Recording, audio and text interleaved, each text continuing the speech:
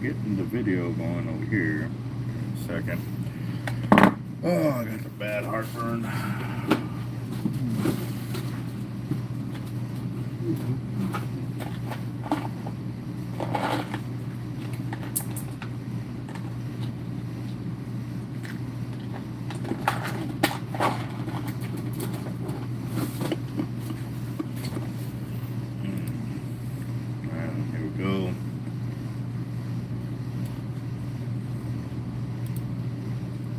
See how long it takes for it to catch up over here.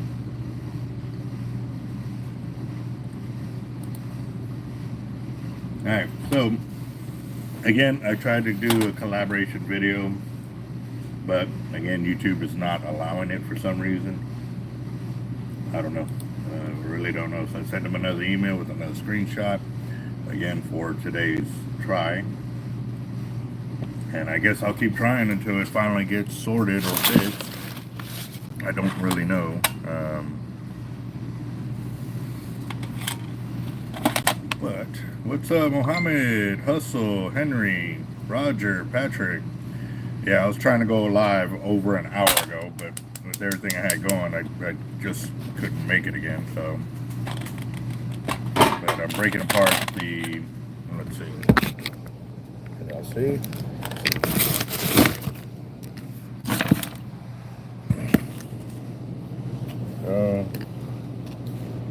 Alright, breaking apart the 1.5 ounce egg weights right there, and I know we got way more than what we need for the order, which is good because while he's making those, I can start breaking apart the other weights that I got going. Got the 1 ounce pyramids, 1 ounce pairs, 2 ounce pyramids, and 3 ounce pyramids yesterday, or as I showed you from yesterday.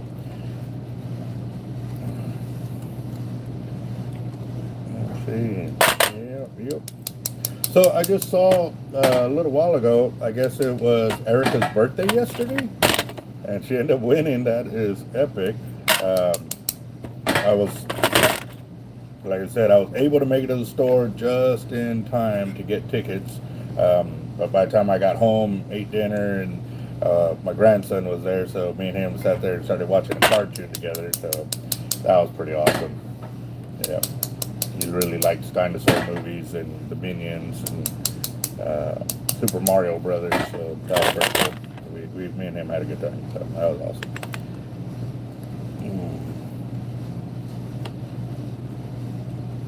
Russell, in the middle of teaching Texas history class. Nice. Well, Russell? What's up, boss? How y'all doing? Kids, stay in school, learn your gear, because you never know when that information is going to come in handy, and you don't know what you're going to be needing until you actually get out there and figure out what you want to do in life. But definitely stay on top of that. So, hold on real quick. I hate that. If I'm like looking on YouTube for something or Instagram, TikTok, whatever it is, but if I close out of the phone, but as soon as the phone rings, it reopens the app. I don't know why it does that, but it does. So, again, morning. Yep. Nighttime in your country. What time is it over there, Mohammed?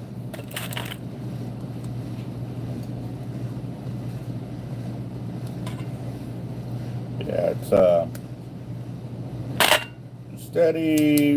I would say raining, but it's not like a heavy rain. It's a steady rain. Enough to get you soaked if you stay out there a minute. CJ, what's up, boss? How you doing? Toby in the house. So,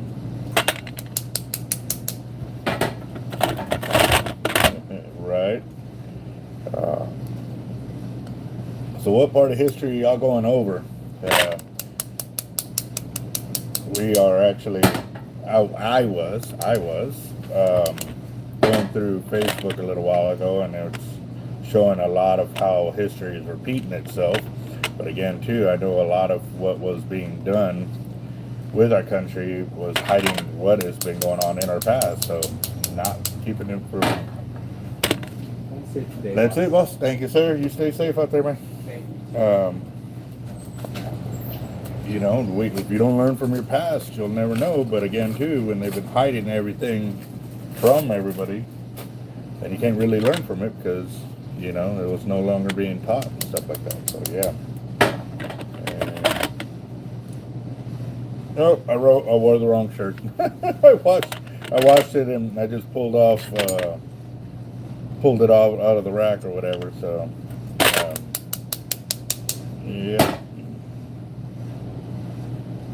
Exactly, Toby. Exactly. 4Live, what's up, boss? How you doing?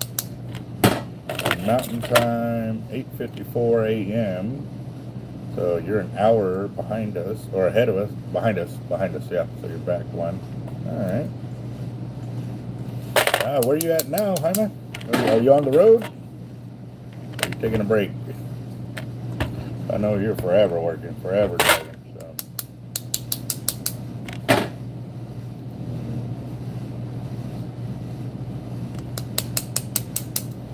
Posted to video shorts on Albert YouTube. What are you talking about, Ray? 7:55. So you're almost 14 hours ahead of us right there. Yeah. No, 10 hours ahead of us. 10 hours. Sorry.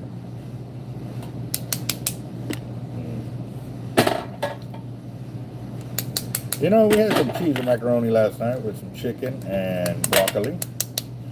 My grandson had a blast with it. Finally got him out of the high chair after eating. He had so much stashed right above his pamper and stuff. So yeah, he had a good wash down with that. But let me take this to my worker in the back because he's working on some leaders for us.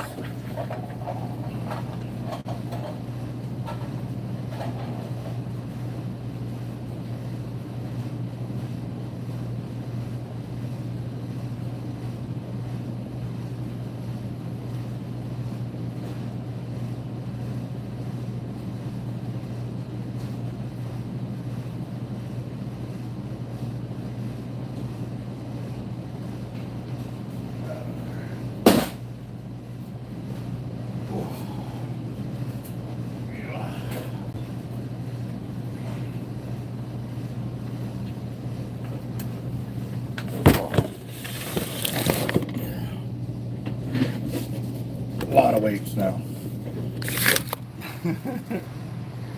Yep, I got some fun right here.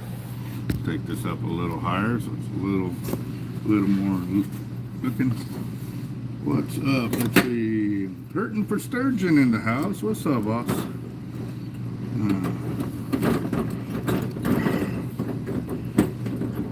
It's crazy these weights, the way they act when you put them in here. Sometimes they catch and sometimes they don't, and kind of like everything, you gotta work through it, be patient. Sitting there and start trying to work harder, all you're doing is wasting energy. So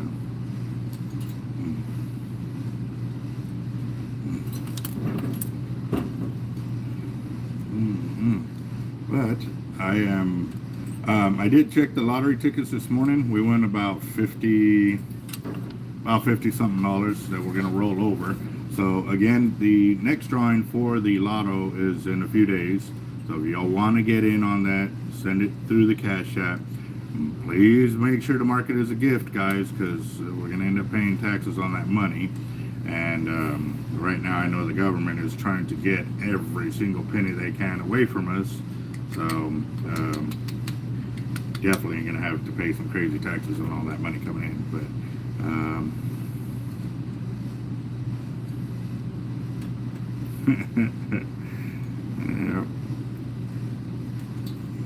yeah. Gotta go, students asking too many questions about fishing. Well, tell them to join the channel, boss, and we can hook them up when they are out of school and are available to get their questions asked and answered as well. So definitely a big shout out to Russell and his class out there. Y'all have a blessed day and learn. It's the strongest deal that you'll always get paid for. Learn to get paid for what you know, not for what you have to do.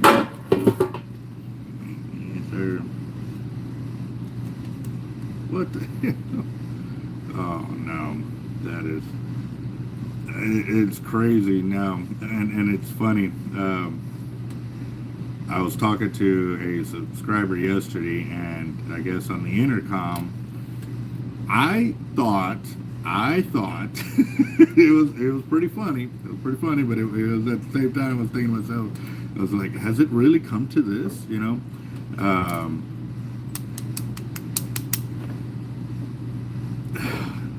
That was the best way I could say it without it sounding too crazy bad. Everything good? I think brass eyelets. I ran out. Oh, okay. I don't know. Where do we? I don't know what y'all do.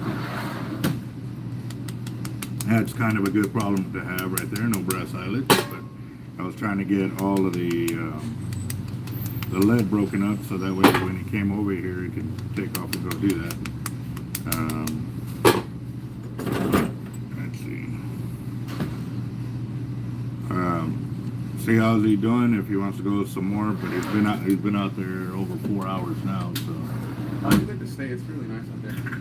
it is. Yeah. All right. Well, when you start feeling some type of way, call over here and let us know, because right now we're going to start breaking up the lead so we can have more lead today back over there. That's good. He's working on the 1 ounce pairs, but yeah, start working on those so we can get that broken off so we can have lead to take back over there. I did the 1.5 ounce egg weights. Already took those back to Gene so that way he can start working on those leaders.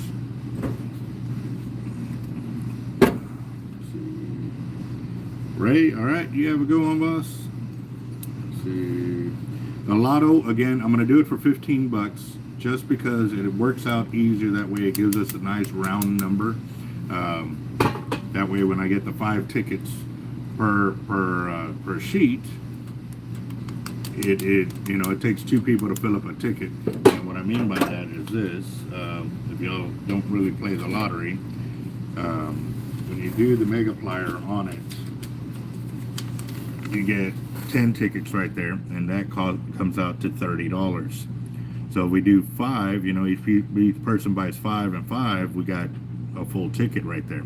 So last night we had 5 people get into it, and we were able to get $75 worth of tickets. So we end up winning like almost 50 bucks in there. So we're gonna roll that on to the next drawing, and we'll keep going from there. So yep. And just remember, but it is a gift, guys. Like I said, I know if we win, we won't really care about it at that point, but till that point, I do got to pay attention to it, because this can, I'm praying it happens a lot faster than we expect it to, but you never know. So, let's see. Darnell in the house. What's up, boss?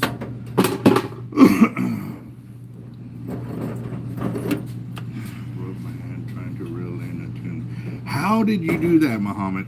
That, ouch. Broke his hand while reeling in a tuna. Did it jerk back and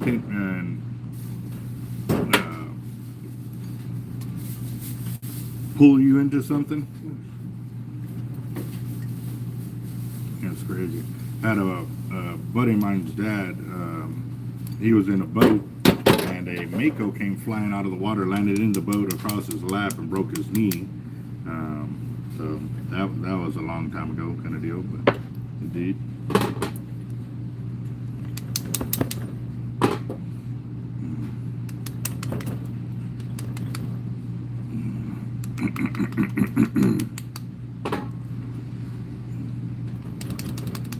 Yes, all the extra lead, all of this gets remelted down, and we keep making more weights with it. That's why I'm saving it there. But I'm also trying to make room for myself, so that way when I'm putting all these weights together, I can really get it done. I got a few exercises here. Here's the 1 ounce pyramids right there. So.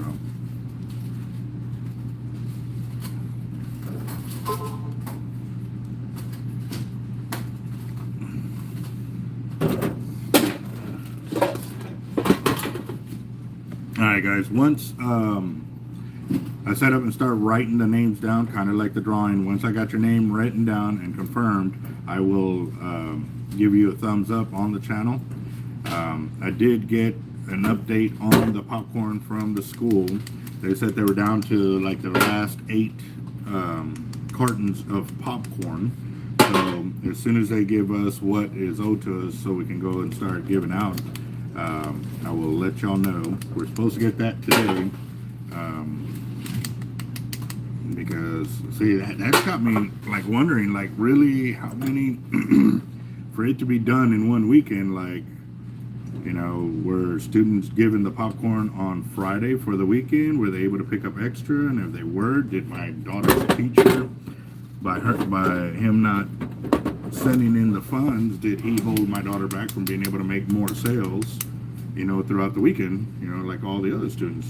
And it was, so that's gonna be pretty crappy, because, you know, she was ready to go and, you know, wanted to go out and try to sell, but you can't sell without a product. So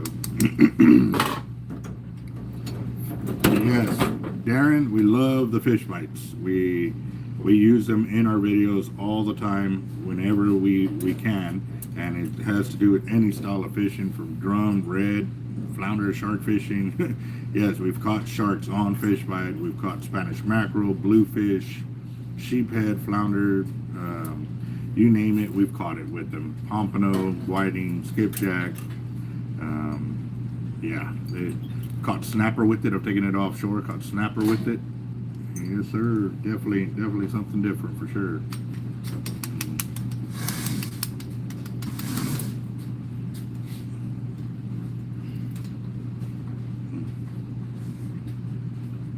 Let's see. Hi there, Max Marlin from Locked Up. Drag here. Trying to use MK. Too many channels to use it as a brand. I personally use for watch and fishing stuff. Locked Up for videos. Max for random stuff. Locked Up for videos or looked up for videos? Like, I'm a little lost on that comment right there.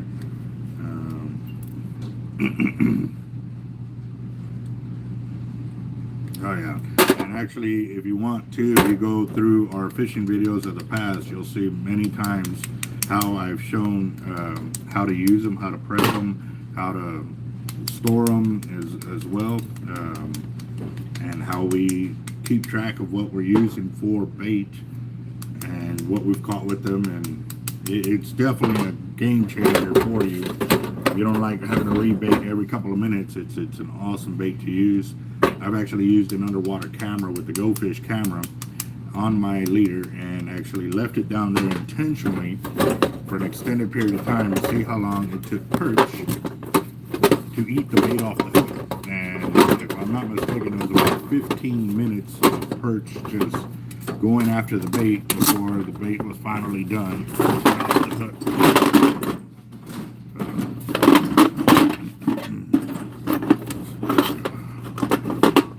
Chap 302, about to head to the beach to do some surf fishing, but it's super rough. Be very careful out there, boss. Yeah, I saw some video yesterday of the beach, and here locally too, it is rough out there. So please be careful, especially if you're trying to wade out there. I would wear a vest if you're going to be trying to go out there and go deeper, because riptides and undertows will be rampant on the beach, and it's so tore up right now you might not be able to tell where they're at compared to days where it's not so rough. So please be careful, man. We definitely want everybody to come back from going fishing. I had not tried them yet before life, and I was kind of waiting for somebody to try them out before we actually did it. But if that's the case, that'll be good, because that means it's going to stay on the hook a lot longer, and we can catch a lot more fish with it. So that's a good thing.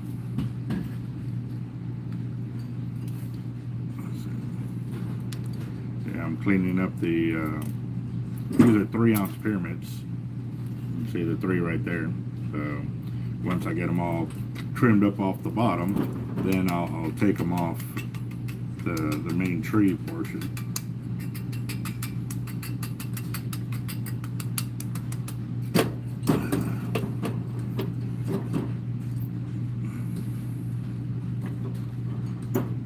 See, and that's the other thing too. Even if when I was doing gas ragu fishing, I was using the worms cut up, you know, into threes depending on how big they were.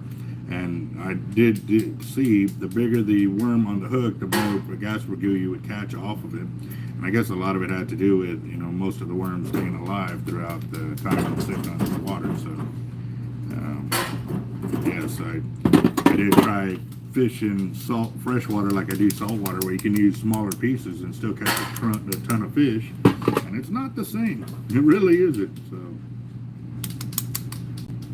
like, it's not my fault. The captain he just backed up into the tuna and the line got caught up in the propeller, and there goes my hand.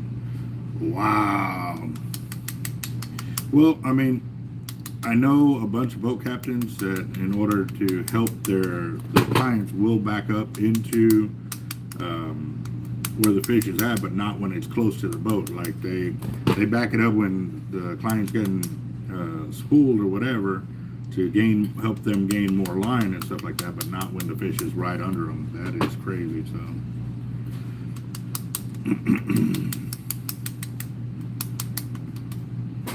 what is the proper way to dispose of used fishing line when it's time to de-spool? What we've been started doing here at the shop is we actually started using a empty spool. We'll down spool all the line, whether it's braid or mono, onto one spool. There was a deal a few years back. What we were trying to do was actually get the braid and the mono to be recycled, so that way it can make other plastic products. What we were trying to do was trying to get sunglasses made with the amount of mono and braid that we had here. So we started doing that, but then that deal fell through. The individual that we were working with to try to make it happen switched companies, and when that happened, the deal kind of went out the window. So that sucked. But we're still definitely game for that if it comes up to it, which will be awesome, because then those glasses will actually have the Team Hard Life logo on them, and you'll know that it's made from recycled fishing line, which will be pretty cool. I mean, it's still going to cost money, even though we're supplying them with product. They still have to put the melting, the time and effort, and creating of the sunglasses and stuff like that. That was something that I was looking to have done a few years ago. May try the guy, see if he has the contacts. Maybe he's not involved with them anymore, but see if we can get in contact with them and start doing directly. That'd be pretty cool.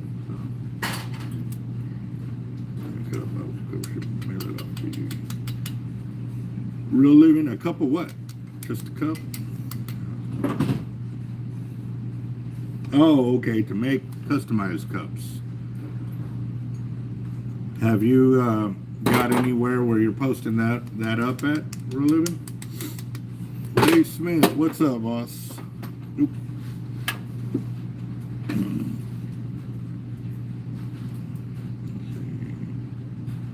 Lane Bates, I didn't see the rest of your comment. Oh, Day is working. We are working here. We, like I said, I was trying to go live about an hour ago, but I was dealing with paperwork and trying to find certain emails to get that off, so that way I didn't have to stop later on in the day to work on those emails. So I got those off pretty early, but one of them was a little harder to find, and I finally found it. But that one was the one concerning the YouTube channel, because we've been trying to go live with a partner. We usually go live with Leatherworks. It's one of our channel sponsors, and it hasn't let us do it. It hasn't let us do it at all. And I'm kind of getting annoyed really bad, because we ain't gotten fired by Daniel in a long time. So Daniel is his son that normally comes on the channel and fires everybody. So it's pretty awesome. You get fired, multiple times a day, kind of. But yeah, we haven't been able to chill with Jacob or his son on the channel and stuff like that. So truck's been broke down, so I work on it. What was wrong with your truck, Ray?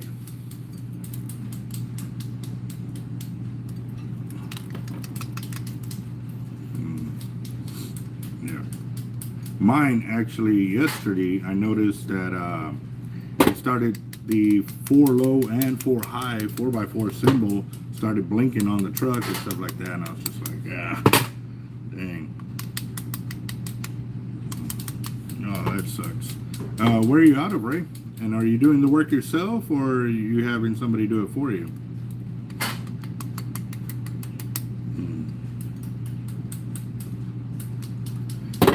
Come on, guys. Yes, sir. Get them thumbs up. Give us a sign of how we're doing.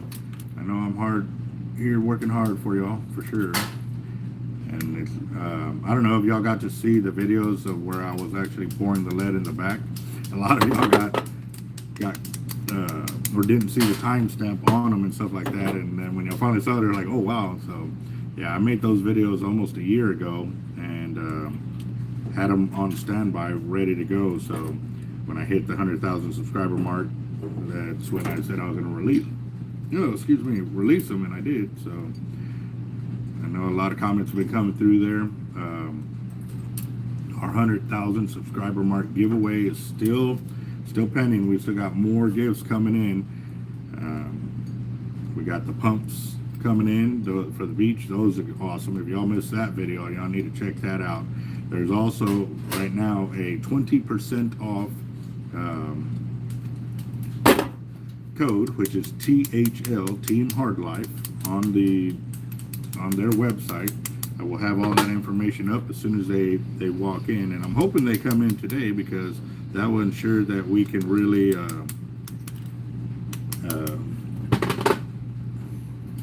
help them with the advertising, because obviously the more sales we can generate, the better off or the more inclined. Like I said, every sponsor is the same. You know, when they advertise through a channel or through advertisement, they'll keep doing it as long as they know they're going to see some kind of return on it.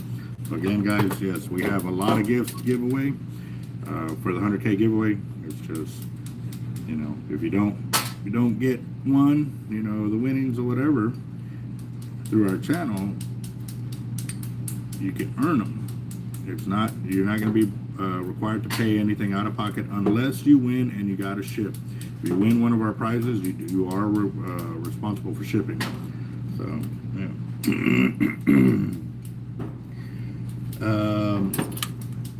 MK, do you have any idea how much HSW Raptor shipping? Well, if we ship it directly from Avets to you, you're looking at about $20. But that's the thing, it's not covered with insurance.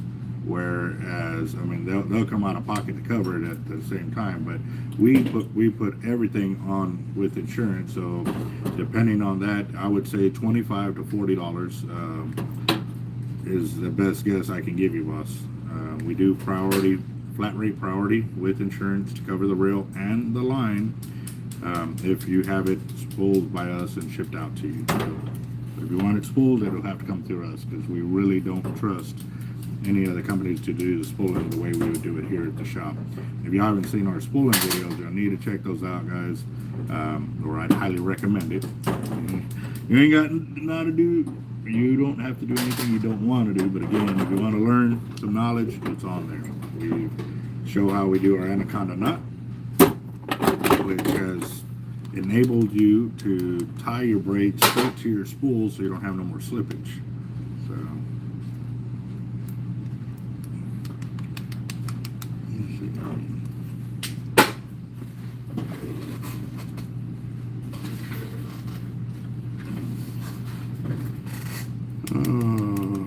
those things, Toby, Third Coast cups on Etsy. Oh, okay.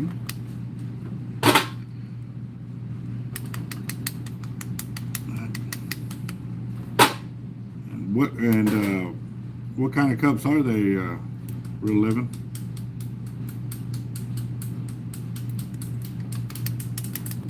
Let's see.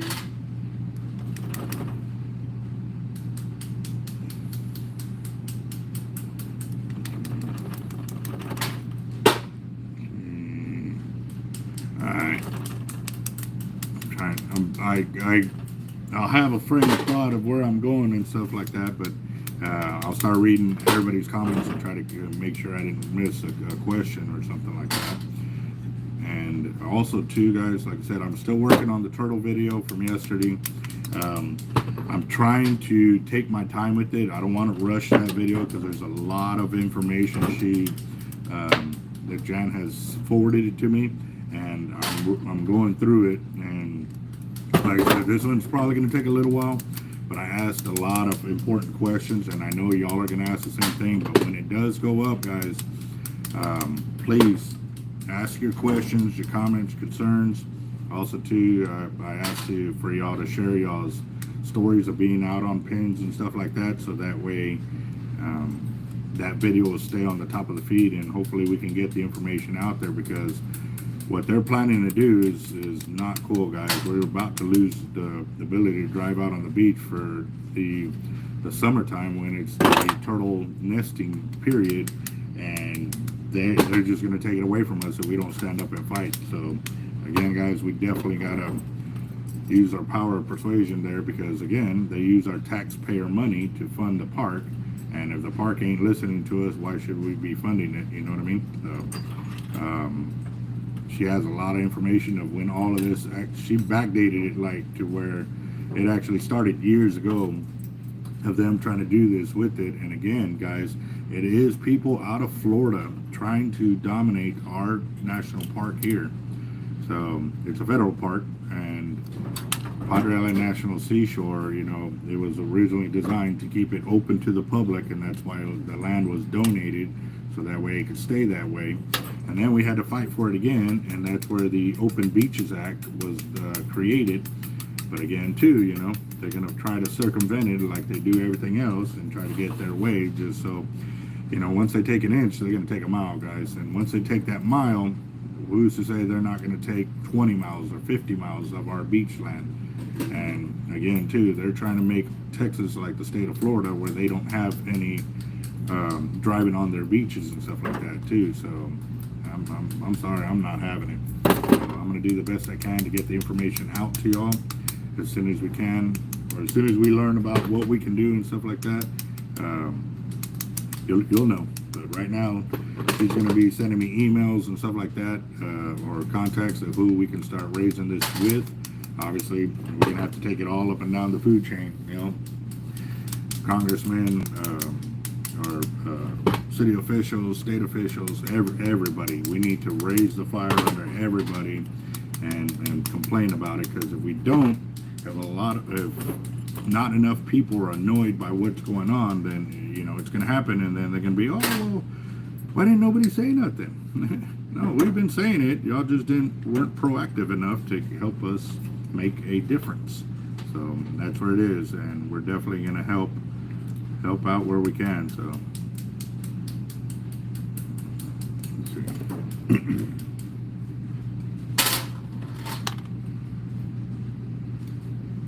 Jaime, on the drivable beach, is it year round?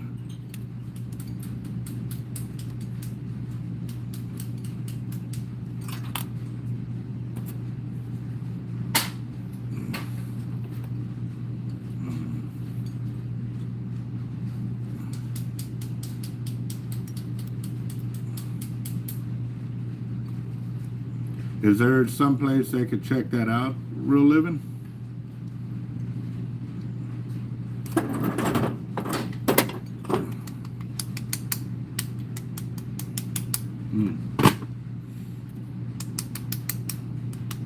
Well, for us, it's not just being able to drive on the beach, it's being able to fish out on the beach. Obviously, for us to be able to drive out there and get all our gear out there to go fishing is a hand in hand. You know, the beachcombers and stuff like that, you know, yeah, they can access that area and walk, but it's a long beach down here. You know, we got 60 miles on one side, and you can definitely go crazy right there. So.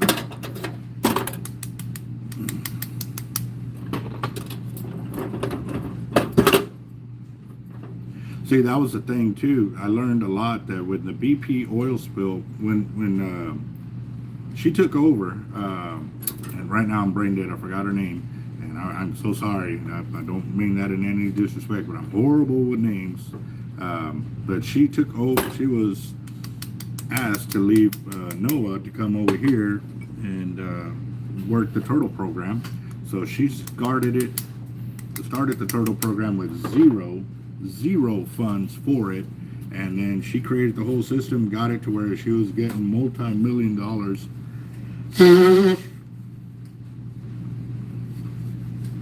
of donations. Even Congress was involved. Congress was sending her money because the program she created to help protect these turtles. And again, too, the turtles are federally protected, but they've brought in a guy that's trying to trim the fat, or not even trim the fat. He's trying to kill the whole system. After all the decades of hard work that she's been doing, and the numbers have just every year have been increasing in the amount of turtles they've released and everything else. But again, too, it's with human intervention. A lot of it is, you know, the volunteer work and acts of fishermen, beachcombers, and everything else. But again, too, behind the scenes of the amount of workers that are needed to control the corral where the eggs are put into incubation. They're still out in the environment, you know, the way they would naturally be in the environment, but they are put out there, and then when they are hatched, they are moved from the corral to the water's edge, and where the public are invited to go out there and see the turtles return back to the ocean.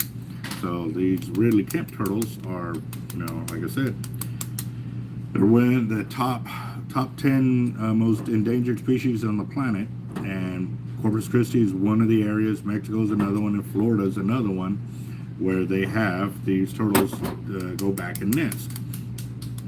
So they have increased their numbers of the amount of nests that are found and the survivability of the hatchlings, because obviously when the hatchlings hatch and they are returned to the beach, the human bystanders that are there to watch it are actually helping protect those turtles, so that way they can reach the water and have a fighting chance once they're in the water. You know, obviously once they're in the water, there's really nothing else we can do.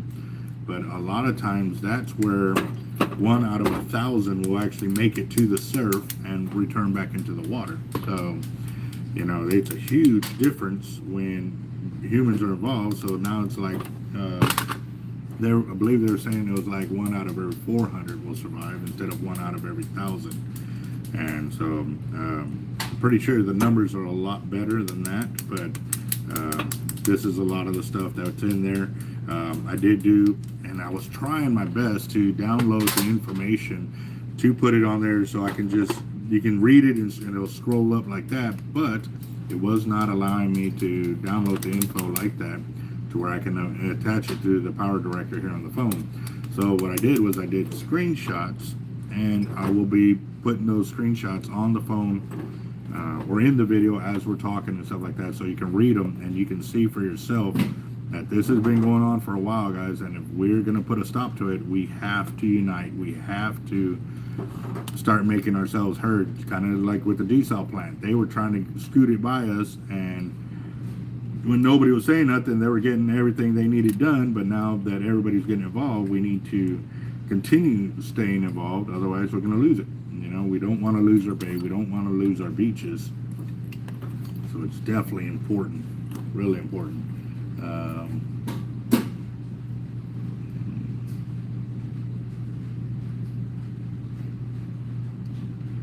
Let's see, how is the turtle population been developed?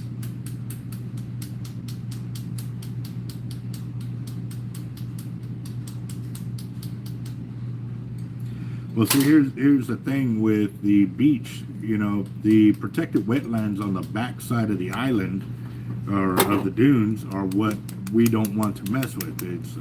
That's another ecosystem in itself, and if they start making it to where you have to use a back service road to access the beach, it's going to tear up the island. You know, it's going to ruin and decimate a bunch of other ecosystems that are behind the dunes, and that's what they were talking about. They were talking about making another road behind the dunes for people to go access further down the beach. But again, too, they don't want to destroy the natural environment. So, and yes, just because it's on the upswing, it's still not in the area that they would need to be to ensure that this species would stay out of the endangered species list. You know what I mean?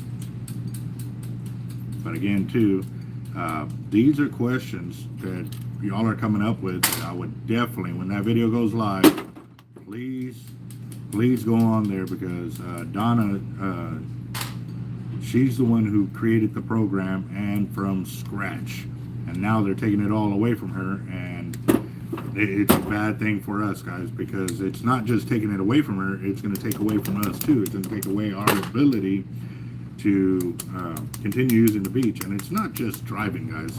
You got to think about this financially as well. The beach is a visitor's attraction, and if you're wanting to come down and visit the beach during the summer, it's going to be closed down. So what does that mean for the rest of us as retailers, hotels, gas stations? Everything's going to be affected by the beach closures. It's not just our driving, it's us financially as a city. And like I said, I know years ago they did a test on it, and here was the thing too. They did a test to see if driving would hinder the turtles' ability to get to the beach and do what they have to do and stuff like that. And that test came back negative. That negative meaning that beach driving would not hurt it at all. But these guys are trying to take it to the next level by closing the beach. And by them closing the beach, there's just the first step. After that, they're going to try to start, oh, we got a back road now. Now we can make hotels on the back side of the island. It's a game plan, guys. It really is. It's not about just beach closures. They're trying to sell off the backside of that island so that way they can develop and put hotels up there. And there we go. You know, the last little bit of our natural barrier island is now privatized rather than it still being public. Ow. Okay, I almost clipped my finger open. I went to squeeze and I squeezed, but luckily it wasn't hard enough to cut my skin. So did pinch it though. So,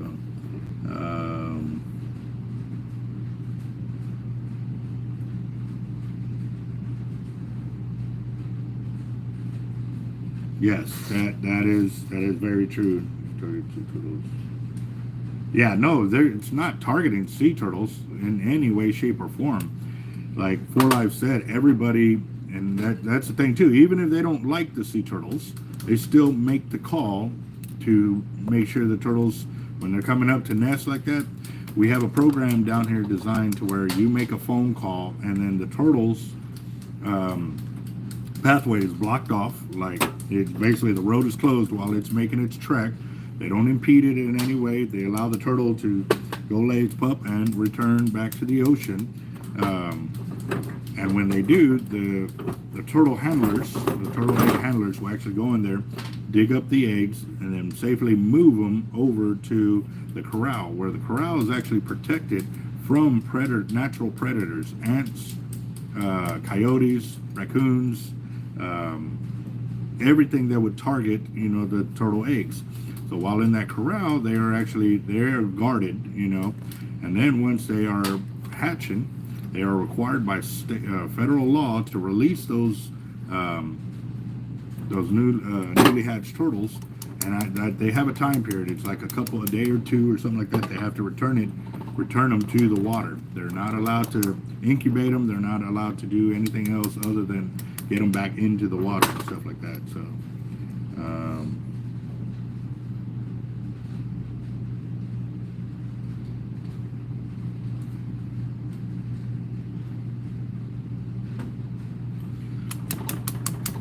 MK, and you've told us, but again, I haven't learned where everybody is from, but where are you at, and are y'all allowed to drive on y'all's beaches and camp out there and stuff like that?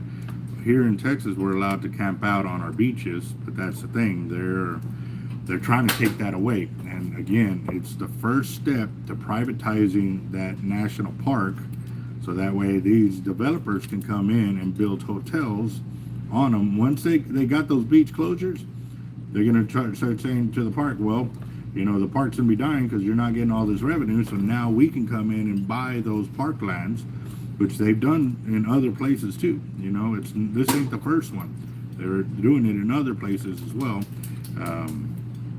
And yeah, no, I want to ensure that, you know, the stories that I have of growing up fishing on the park and being able to take my kids out there, that they will be able to do the same thing. So now we did find something else out, that the new park director is part of the plan to dismantle the turtle program. Also made it too that where the day of the turtle releases and stuff, that you had to purchase that permit after midnight. You couldn't purchase it a day or two in advance, just so you can have it ready for that day. They basically make it almost impossible for people to pre-plan for this, you know, because you don't find out till after midnight, the day of the it would be after midnight, the day of the release and stuff like that. So that's when they would find out, instead of them being able to post up, hey, you know, 2-3 weeks in advance, this is when the release is going to happen, you know, and people would come in and rent hotels and stay for the whole week while they're releasing all these turtles and stuff like that. So it's a huge money maker. But that was the thing too, all the monies that Donna was raising for the turtle program were not just being allocated for the turtles. The park director that came in started changing the whole program and was taking monies that were supposed to be allocated for the turtle programs, was using them for other parts in the park, which again were not designed, that those monies weren't allocated for that, you know. So they wanted monies for that, they needed to be allocated a certain other way, however they were supposed to, but instead they took her monies from that. But again too, a lot of it had to do with that BP oil spill, where they got a lot of their money from at first. However, a lot of the board members that are on the BP committee are also on this turtle program deal, and they're working against it because they don't want to have to pay out that rest of the money that is owed as part of the original agreement to the turtle program. They do that, the turtle program will survive like another 10 years with that, because the way she has it set up. And even then too, like all the vehicles that were being used to be able to drive up and down the beach with the turtle volunteers and stuff like that, they also got it to where they couldn't work on the vehicles. There was no maintenance being done on those vehicles, and basically all those taxpayer money that was put into developing this project is basically being thrown away because they are unwilling to allow Donna to keep doing what she's doing with the turtle protection and growth of it. So there's a lot of behind the dirty scenes, that mismanagement of money and funding, and it's bad, guys. It really is. I was reading through it and I was like, wow. But again, nobody is saying nothing, so they're doing what they want to do. And if we don't step up to the plate, guys, it's going to be gone, and then everybody's going to be like, oh, well, why didn't nobody say anything? They've been at it for almost 5 years now, raising the flag. So I also found out that Donna, the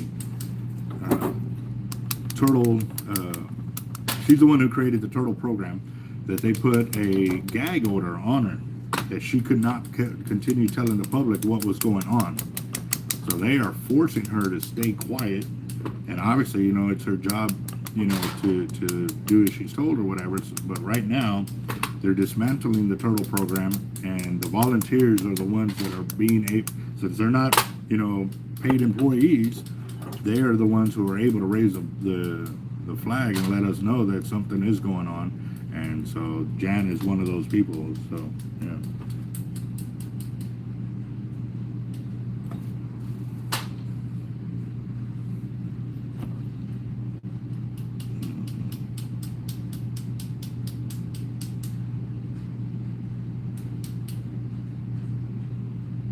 That's basically what happens. Yes, sir, Toby. Toby nailed it right there. So, again, if everything continues to go as planned, we will lose full access to the beach by 2029. 5 more years, guys, is all we have to fight this. If not, it'll be basically, the way they're trying to make it is that when the turtles are hatched, that they are stay in place. But what's going to end up happening is, by doing that, they have to close down they're wanting to close down the beach and make it to where, beach walkers or, people that are out there can report them. But again, who's going to walk 20 miles into closed area to have to walk 20 miles back? You know what I mean? So, and that's just in one section. It's a huge section that they're trying to do this with. And this was part of that deal that they had at the Texas State Aquarium, where they say they were being upfront about everything, this and that, and no, they were not. It's not all there, so. Exactly, for life. It is going to be a chain reaction. So we have to, and we're getting attacked on all sides with the desal program, with the turtle program. Like, these money grubbers are trying to definitely make Texas a tourist destination of private money that, we're going to have to go through all those special permissions and stuff like that to be able to access our own beach. That is crazy.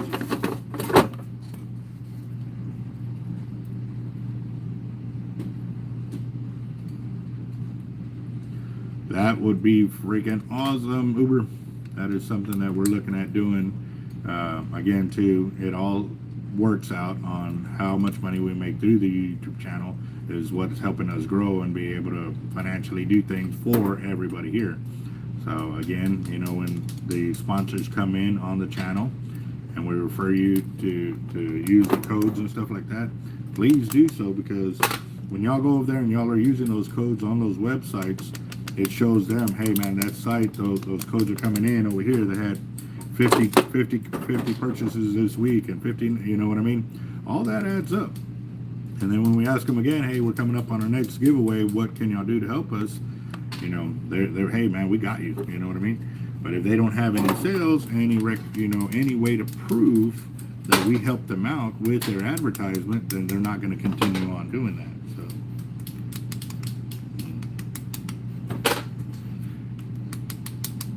See, that's the thing that they're again, guys, I can't answer all the questions. I don't know what they have done. I did talk with her and got a bit of information yesterday. It was an hour long. But it was so much information that she covered that it was wow. I was truly blown away with it.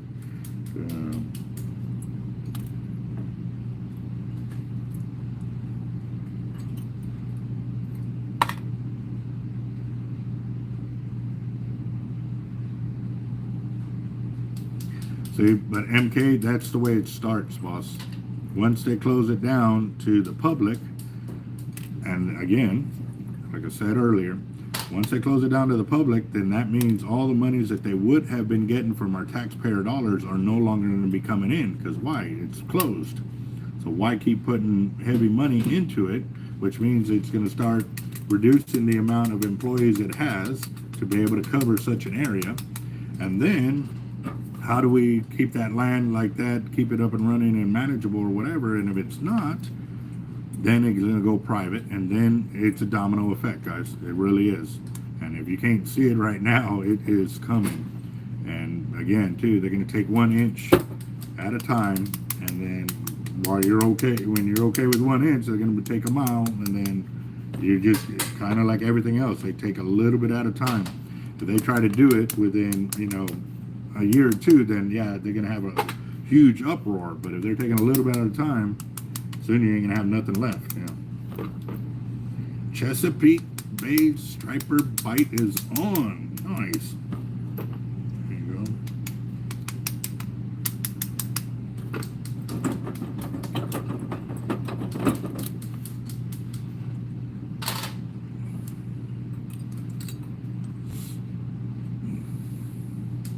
But that's the thing, what you're missing, MK, closing the beach is not going to help anything. It really isn't. What you're going to do is the natural environment will impede the turtle's ability to make it back. That goes back to the other number. Right now, one out of every 400 turtles return back to the beach that they were, laid from with this turtle program.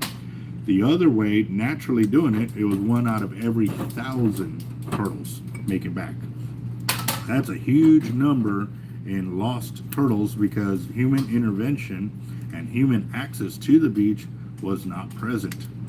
So these are actual hard numbers right there. So by closing down the beach is not the answer to this problem. It's all the human interaction, like I said, and that's because, they have paid employees that they were handling this situation. Now, here's the given. When beachgoers like me, I go down beach, we have learned that to be on the lookout for turtles.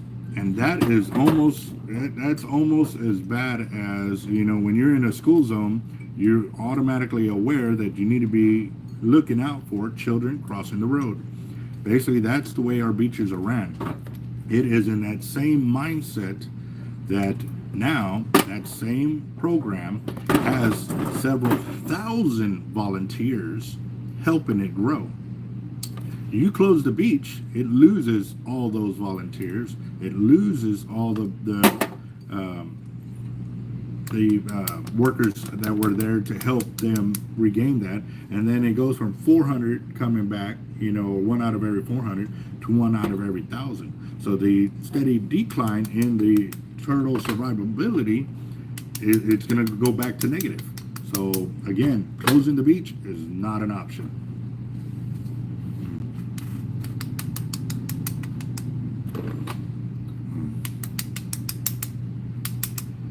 Winter, 58 pounds. Wow. That is nice. I definitely want to get out there. I've caught some small stripers, pounders, maybe. That's my biggest stripers. But yeah, I want to get out there and catch those big old, at least a 30 pounder. That would be freaking awesome. So, yeah, that's awesome. So Lee, when you're fishing for those stripers, are you on a boat or are you land-based fishing?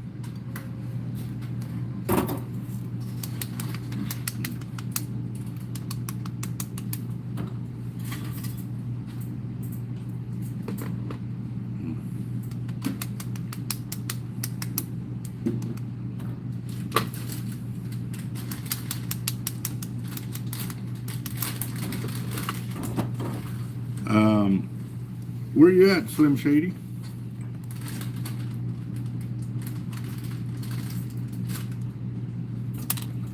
Actually, this is my same Red Bull from yesterday. It has about that much left over.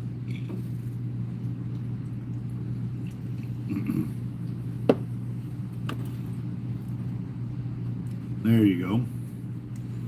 Boat fishing for stripers.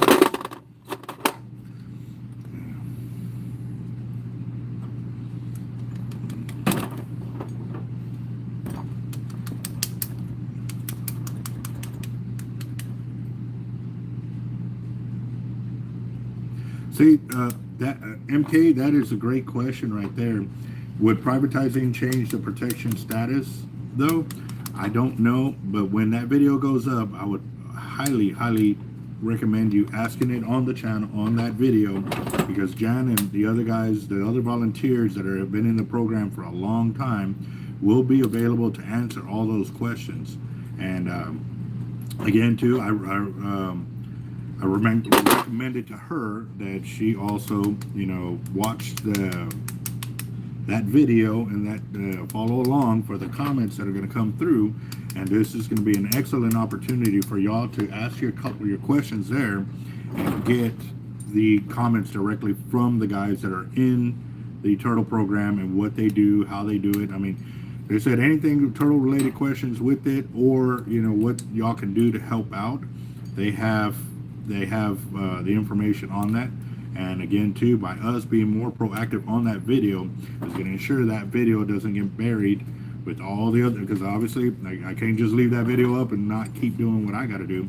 I still got to keep putting on more videos and stuff like that. But staying proactive on that one will ensure that that video stays at the top of the feed, just like on Facebook, and it'll get a lot more views, which will raise a lot more awareness. She's also agreed to come and help us, you know, every so often to keep us informed of what's going on. If there's any changes, if something comes up all of a sudden, I told her she's got my number. She can give us a call, give me a call anytime, and we can do another video and get that information out there. She said she's tried to reach through the fishermen before, but none of them, you know, were taking any action because everything in it was just a turtle program. Well, it's not, or a turtle problem. It's not just that, guys. It's for everybody. So.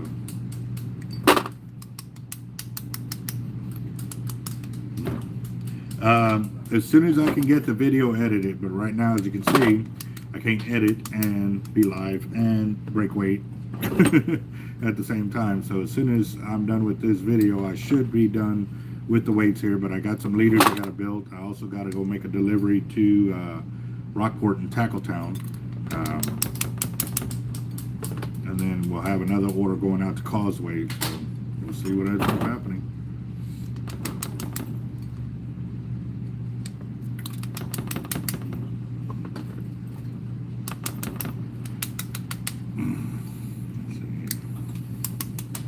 Blackfin from Panama City Beach, Navarre, Pensacola Players. Dang it. See, I wish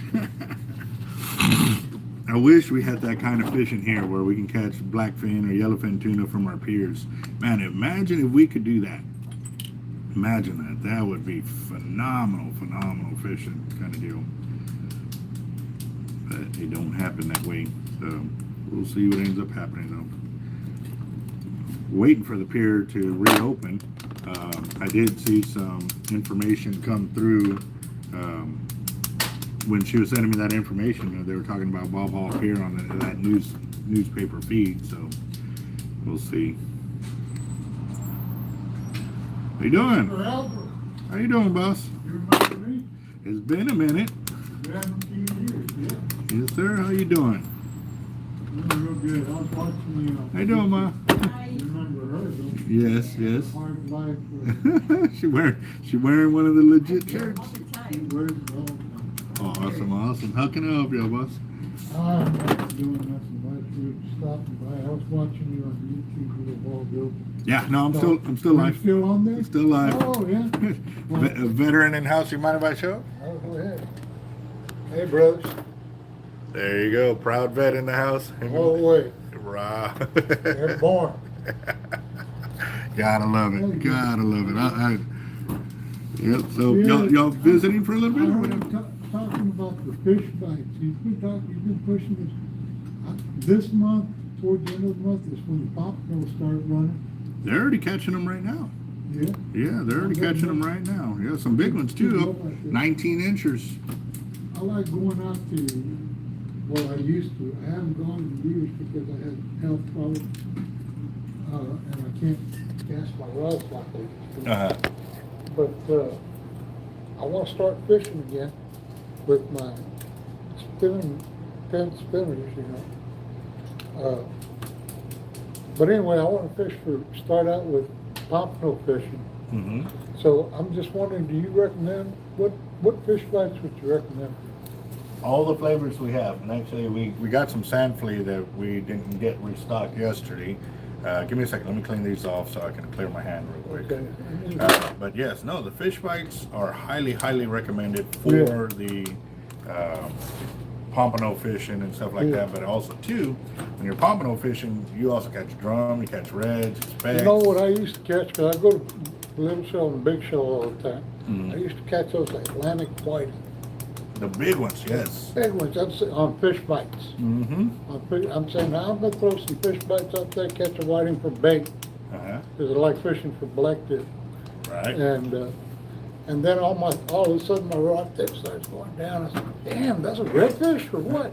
And it looks just like it when it comes up on the surface. It's a big old Atlantic whiting. Basically an albino red is what it looks like. Yeah, there you go. Yep, exactly. So give me a couple of packages Right, of let fish me go bites. get the sand flea, because That's another highly recommended flavor. Okay, I've never tried that. I use a crab mostly, And but- the shrimp? and the shrimp. Yep. Hey, Jeff, let me have the cover for that rod, because my wife's gonna be making some more covers. There's, right there. And that way she can use this as a template, you know what I mean? Mhm.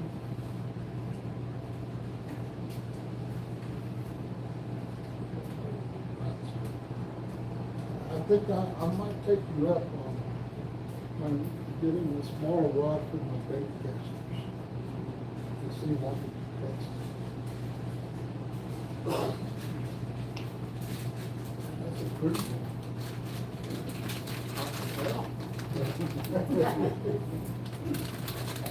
But this looks longer than the regular ones.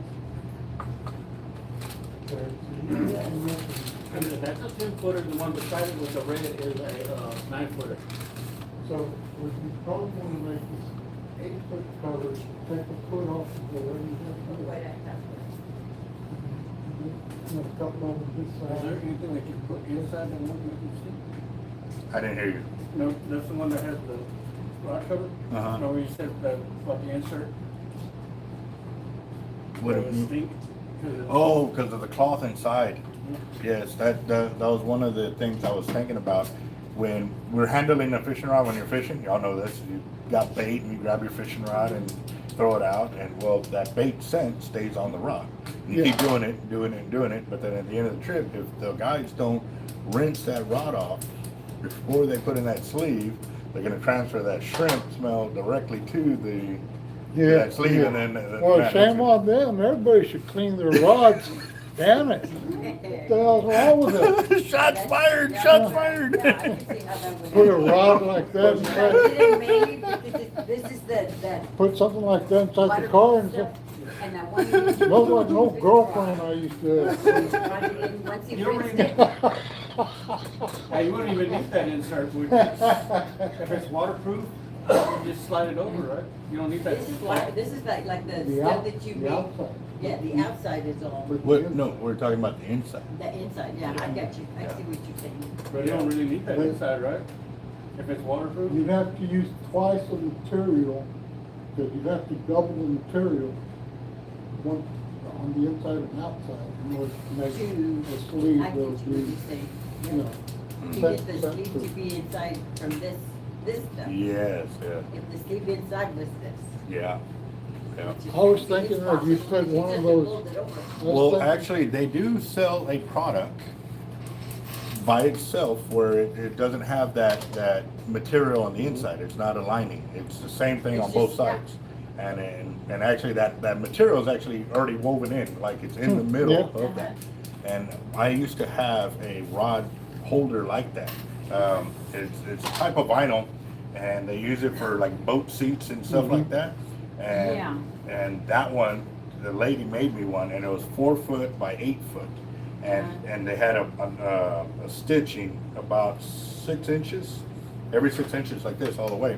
So what I would do is I would pull the reels off my rod, you know, off Just like- here, yep. just Pull like off the we- reels. After you washed everything down on the pier, I would pull all my reels off, throw them in the Crown Royal bags, and they would go in a box. And then I would slip my rods into those slots like that. But I had so many rods that I would put 2 552s back to back with the Back to eyelets back. facing out this way. Yeah. And I would slide them in there like that. And then the extra rods, as I'm rolling the rods like this, I would put a couple. Roll, put a couple, and I would end up taking 27 rod reel combos to the pier and off the pier, and the bundle was like probably like this, but it also had 4 straps, because what I did was when we got out there, it took 2 of us, it would strap to the pen rail, and then as I unrolled it like this, the rods that were sitting in the middle, I'd pick those up, put those out to the side, and then I could pick and choose what rods I wanted to fish with. And that I had that for years and years. And Yeah, the reason she made these was, it was before I put the rod holders on my truck, Mhm.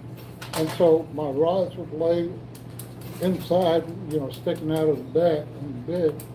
But when you go out there to big shell, little shell, you know you're gonna hit a lot of turbulence on that sand. Yeah, And that so, adds a lot and of so cushion and it would protection, yes. scratch them up and everything. I Yes, said, "No." that's why I made him. Now, That's nothing, this thing is the nothing. deal with that too is if they are putting on there, it should also shine up the rods kind of deal. So Yeah. they would Mhm. look pretty every time you pull them out, Yeah. but they would have to clean the rod before put it in there and stuff like that. And yeah, I mean, that is something we I can, got the- Well, that one's been put away for like 4 years. They you know, make this so It, comfortable. like I told Jeff, it's used brand new, or brand new used. yeah. Right, you know, and you can see, you know, I couldn't cast it or anything. I tried casting it out in the surf one time. I probably went about 25 yards. You know, I screwed up my shoulders, and so it really hurts to lift my arm any more than this. Have you ever thought of a back cast? I've seen it. What it is, I've so- seen it, yeah, I've seen them on those, on the surf. I was watching one yesterday where the guy kind of just lives around, you know. from Oh, back yeah, here no. Then That, comes, yeah, that's either a pendulum cast or a tornado cast. Yeah. And where the weight Mhm. swings around that way. The one I'm talking about is where your back is actually to the water. yeah, So you swing out like this and you go over your shoulder this way. You don't even turn to the water.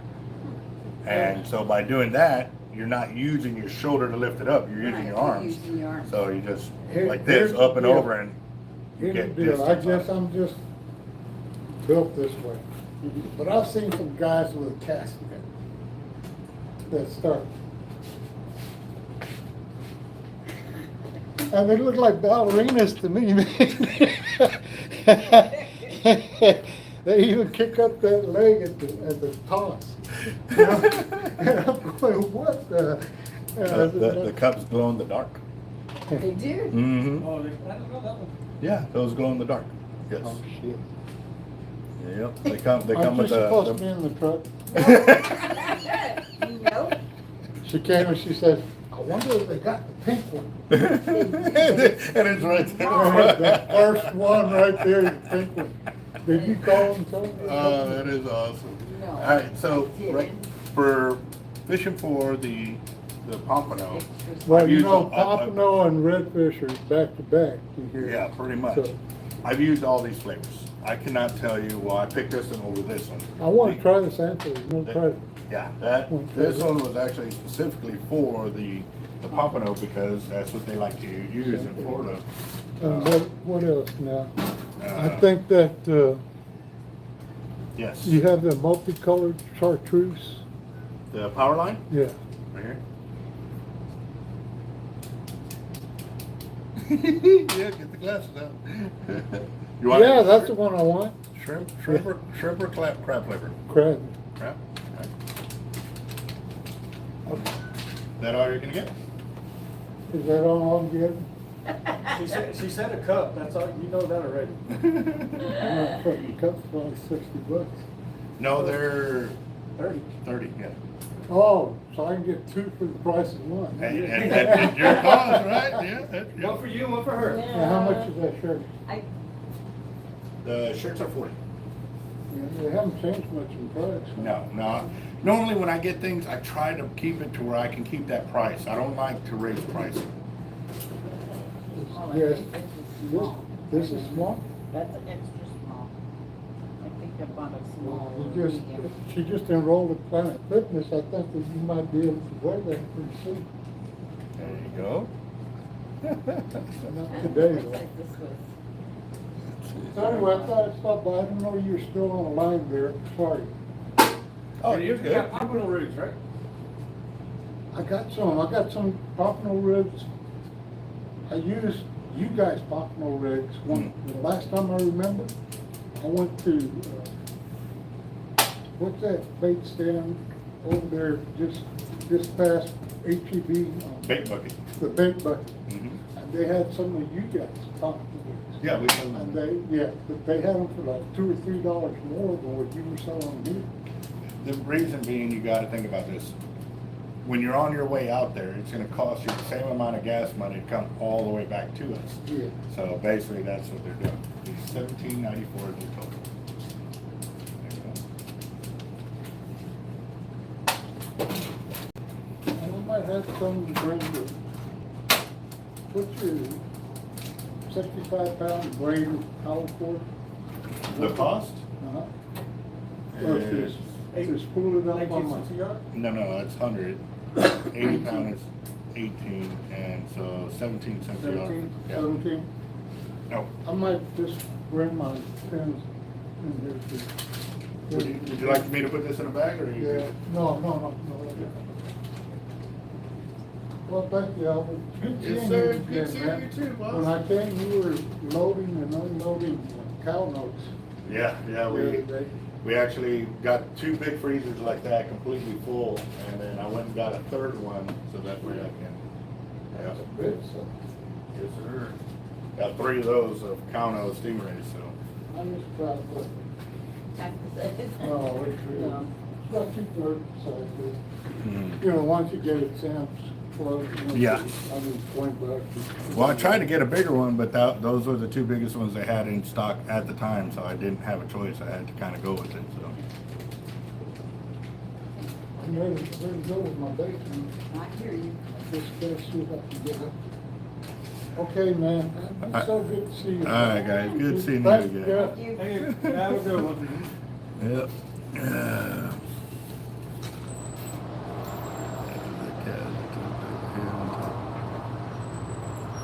Hey, I'm now seeing y'all's comments. Did y'all see that one video where they're tossing up bales of hay and it goes over the whole truck and lands on the guy on the other side? Yeah, let's see. Took a while to get for natural. Yeah, no, definitely when you're doing those power casting, it does feel awkward because it's not something you're normally used to. But again, once you keep doing it, you'll start getting normal at it, and you'll start getting a lot more distance on it and stuff like that. So, yeah, it's pretty awesome. So, there you go. That way you can see my work over here is getting done. So.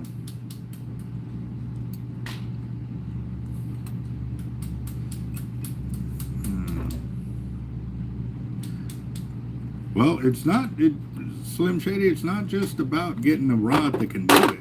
You got to have the form and the knowledge to accommodate it, because you can have the best rod, best reel, best line, and this and that, but if you don't have the form to be able to do it, you're not going to accomplish anything. Hold on real quick. There's about 25 pounds of threes right there. How many do we need for the order? 30? 50. 50? Oh, okay. Well, then we're halfway there. I got a couple of trees that need it. Let's see. Well, at least.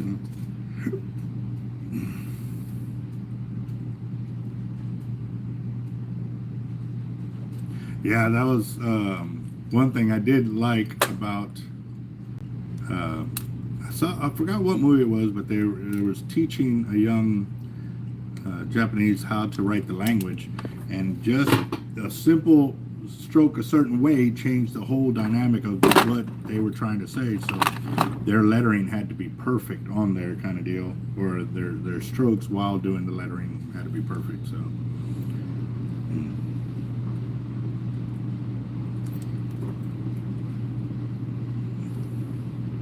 Yeah, MK, yes. That in Italian as well. I know when I was working on the base as an aircraft mechanic, you would see a lot of those guys from foreign countries. The pilots that were down here training would learn the different, or I could semi-communicate with them with the different kind of languages like that and stuff like that. So it was funny too, because you know, when they're sitting there talking smack about somebody, you could tell. You could understand too. So it was pretty funny.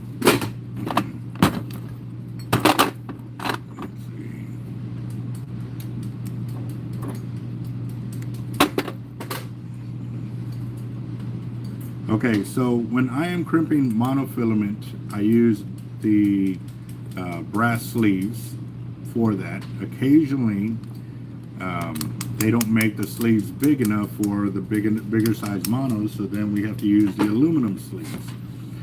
When I'm doing coated cable or cable, I will use brass sleeves on there because they really hold on there. double mini sleeves are my favorite go-to sleeves for that. I've actually tested the sleeves that I was using with the Loco cable company here. I crimped up some deals, and they did some stress tests pulling for our leaders, and found out that, you know, a single sleeve could hold up to 690 pounds, where the breaking strength of the braid was 600 pounds. And then when we actually back braided the cable, it actually broke at, was it 890 pounds? So yeah, pretty crazy.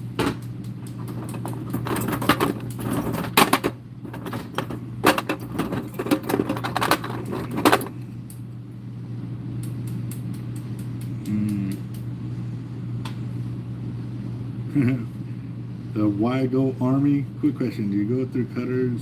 Yes, we go through a lot of cutters. Just cut, all I'm doing is cutting lead, which is a soft metal. We still go through these cutters very quickly. I am looking for better cutters that will last a lot longer. I wanted everybody was saying Capex cutters right there, but there was also some other cutters that we got years and years ago for coated cable or cable.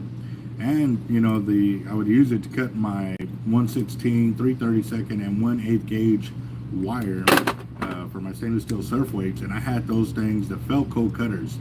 Had those for probably 15 years. 15 years before I finally had to replace them, kind of deal. So.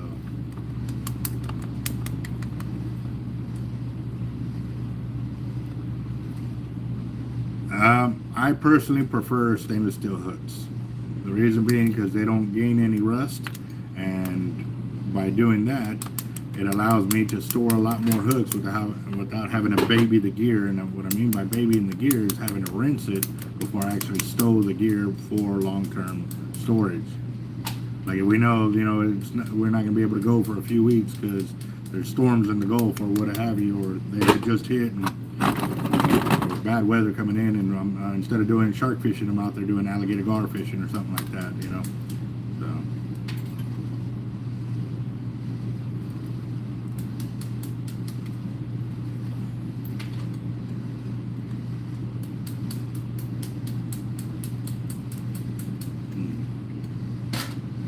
That, and yes, they do stay sharp longer. Yes, they do.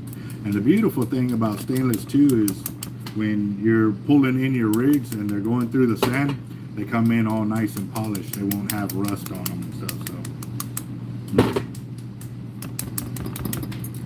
yes, that is a big one right there, Toby. Toby nailed it right there. Rust under the barb will keep some fish from biting. That is something that we learned, and I actually proved it while I was out on the pier one day. I wasn't getting any hits on a leader, and I showed where it had a little bit of rust on, you know, surface rust on the hook. So I changed out the leader right there, and I went ahead and, I don't know if I changed out the leader or I cleaned it off, and then I colored it with the black magic marker, and then I went back to using it, and I started hooking up again. So yes, we have seen that. It is a very, very true statement on that one for sure. So.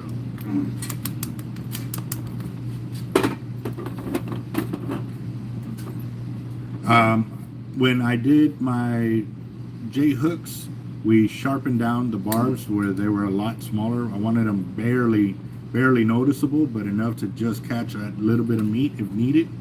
But I also did the same thing with my circle hooks as well. We started shaving them down, and I mean just a little barb, like just a little, you know, a little tick. That way, you know, it wouldn't easily slip out, but you know, with the hand you can pull it out and stuff like that. So that is, yes. Once you get stainless involved, it gets pricey. And also too, I've seen a lot of these carbon hooks, man, they are retarded expensive. Like I've seen some black nickel hooks or black nickel coated or whatever they did it, and they were like $30 a hook. I was like, God, I said, I cannot afford that. Like, lose 2 or 3 of those and I'd be done for the season. Like, you know. And you know, there's times where you lose a lot of tackle, and it's not that you're doing it intentionally, it's just the amount of cutoffs that happen while you're out there fishing. It's unavoidable. I was talking to somebody through the chat, and they were asking how we did when we ran the coated cable on our shark rig, and when we did that, we actually saw we didn't have no cutoff on it. However, it did make it really hard for us to kayak out baits at a distance, and that was the biggest thing. You're not going to go 2,000 yards with 135-pound coated cable, and that's because I was towing it with a jet ski, and I think I only got like 800 yards out. Like the weight of the line itself is horrible. So I was thinking about downgrading to like 80-pound test in the coated cable and trying that again for another tournament. So, what's up, brother? So I'm going to go visit Eric, but he's going to the ER again. He's going to the ER again? Yeah. They let him out? But, yeah, he's been home, but the doctor wants to see him, kicks him out. They say don't deal with motorcycle accidents. So he's going to have to go to the ER just so he can treat him. What? Yeah. I just called and check on him. I was going to go visit him. And then he's being driven right now so he can get seen. Wow. Yeah, right. What hospital was that? Spawn ER So he's going back to Spawn. to be seen. Wow, that's crazy. This guy's doing. And yeah. And then today's the wife's birthday. I'm going to go surprise her with some gifts for him. Oh, nice. Well, wish her a happy birthday from all of us here. Dang. Yeah, it's trash. That sucks, man. So the doctor that he was going to go He see, went to go see a doctor. his private doctor? I don't know if it's private or not, but he went in there, see him, and they said they can't see him because they don't do a motorcycle accident. I don't know what that means, but yeah. So he's been driven to the Spawn ER to be seen, so they don't see him at the regular. So is he going over there for like a follow-up, or is going over there because he needs some help? He needs help with a lot of pain and shit. Oh, wow. I told him, keep me updated. You need anything. Dang it. Well, definitely keep Capt.Eric in y'all's prayers, guys. We're just getting some distressing information that he went to go see a doctor because of the pain, and they told him that they don't deal with motorcycle accident victims. Yeah. That's kind of like, I can understand if you're a specialist, but regular doctor. I don't know. Yeah, we're definitely gonna have to, when we get a chance, get with him and find out what that all about. Because I know there's several of y'all out there that ride motorcycles too, and some are in the area and some are not. I mean, have y'all ever ran into anything like that? Checking on him every day, too, see if it's all right.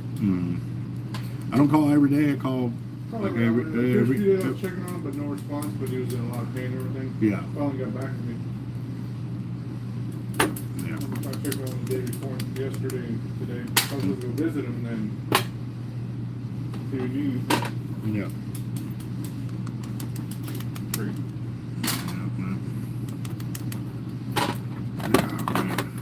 So much for going fishing today. Yeah, crappy, man. Yeah. But the fish are already wet, right? Yeah, but the water, The water. fresh water and salt water have to mix. Yep. Let's go freshwater fishing. They can be biting right now. I don't know. Freshwater guys, when it's raining, is it good to go fishing? Oh, freshwater, yeah, but not Well, saltwater. that's what he just said. He said freshwater.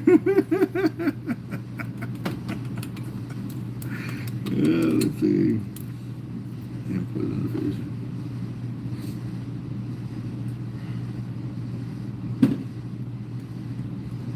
See, MK, yes, you're exactly right. Metal in a fish can poison it as well. We've also seen where hooks that rust, they were told to be, it's safe to leave them in the shark and stuff like that. I actually, on my 13-foot tiger, found, and there's video proof of this because you saw me pulling out those hooks and how rusted they were. I pulled out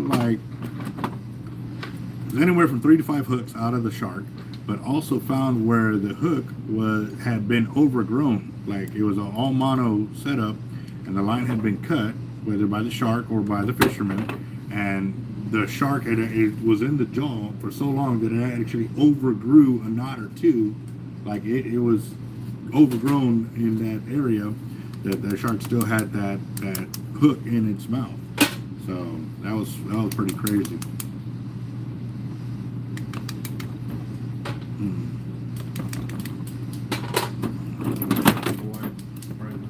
Alright, boss.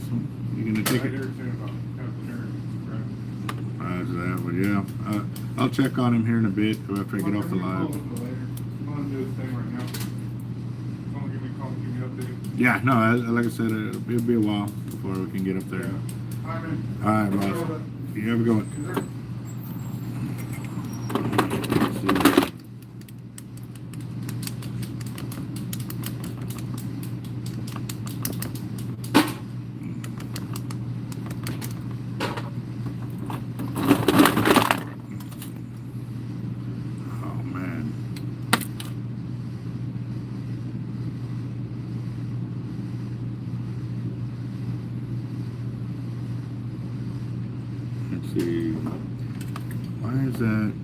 I'm not seeing the same chat that's over here is not over here. Some shady in Florida, the number is all over the piers to call, and it took 15 minutes to get one of us one time. Some people got it on the pier and now have to lower it back into the water.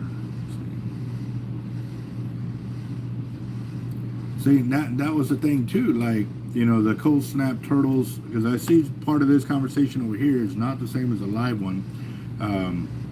And I'm seeing over here on the computers. Actually, years ago, I had done hooks with plastic dip, but I stopped doing it after a while because I wanted a more longer lasting coating on my hooks. And we got one, but we are trying to see if it's financially able for us to do that. And the reason I really liked that one too is because when you held the metal in your hand, it did not, your skin, it doesn't feel like metal. It doesn't feel like it. It feels like it's coated with like a carbon fiber or something. Like you don't, that's the different texture in it. But when you go like this, it's metal. You know, it's crazy, the coating that is on there. So we are looking at doing that, but again too, we got to be able to make sure that whatever hook we do put it on is going to be durable enough for everybody to be able to, you know, force in their fish the way they want to. But again too, it's not going to be one of them deals where it's recommended that you cut that hook, because it's, if this hook is set up the way it is, it's going to be real tough to cut that hook and, you know, and release it. But again too, I'm not particularly fond of cutting any kind of my hooks or gear or anything like that to release a fish, because that's what they're deeming. Now, if I bring it in and I, you know, I see that it can save the fish's life and stuff like that, then yes, I'll cut a hook. But if I just spent, you know, $15 on that hook, I'm not inclined to be doing that, because then again too, that's one leader. It's one more leader that I won't be able to use, because normally now we don't take a whole bunch of crimping tools and everything like we used to. Now, don't get me wrong, my guys will still do it. I've gotten away from it just because I've gotten our gear set up to where it actually is salvageable to remove the hook and still keep the shark in safe time to remove it. So, and that's where a lot of time that shave down barb really does help. It really does allow you to work more efficiently on the shark. So, the one thing I don't like is where they took away the hooks being offset. That was one of the things that I feel I'm totally against, and they did it. They told you can't have offset hooks unless, if it is offset, the barb must still be pointed toward the shaft, which still kind of helps that you have some kind of offset, but I don't like the fact that they can't use them at all. So,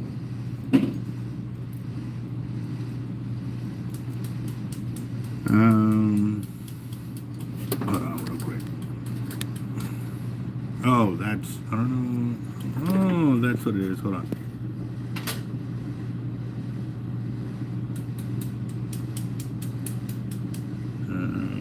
There you go.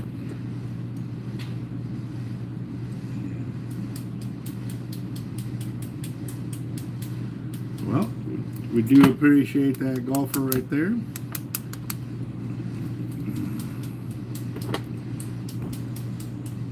Oh, it's just for shark, Sammy.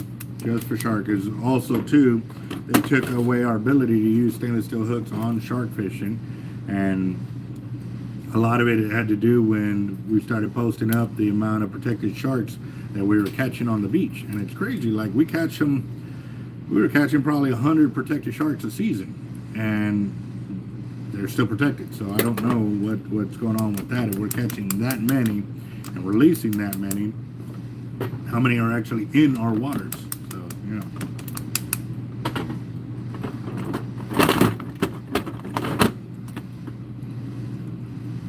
Slim Shady, how you doing, boss? Yeah, how about yourself? From Roberto? That's me. Thank you, sir. You're welcome. Can I just get a signature?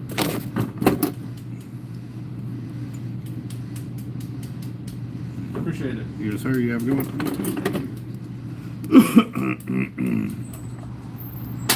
Wow. Let's see.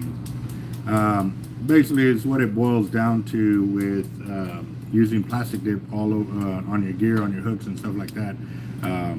It's basically like heat shrink. However, with the plastic dip, it actually gets a little further in there. We used to plastic dip our coated cable, or to make coated cable. And we did that because it allowed us to cover the sleeves as well. But I also found and learned a way to color coat the coated cable to make all kinds of colors. I made orange, pink, chartreuse, red, green, blue, smoke blue, light blue, dark blue. Like I could do any color that they didn't normally have for the plastic. And that's why in our shop, we had 8 color variations of our cast out leaders when we first opened up in 2014. In 2013, I was still getting all the gear and tackle and stuff like that. But then I developed a way to be able to do that. So we just haven't gone back to it, because once we had another company come up and create the different colors of coated cable, we started buying from them because it was allowing us to keep our prices cheap. Because it was also around that same time that the prices of everything was going through the roof, and we had to back off from coating the gear ourselves to actually having it already pre-coated. And we haven't found another company that can do the coating the way we like it. We don't like it real thick on the cable, and the reason for that is because it basically acts as a lubrication when you crimp down on it, and it will not get the same bite that you would get if it was straight crimped to the cable rather than over the coating and stuff. So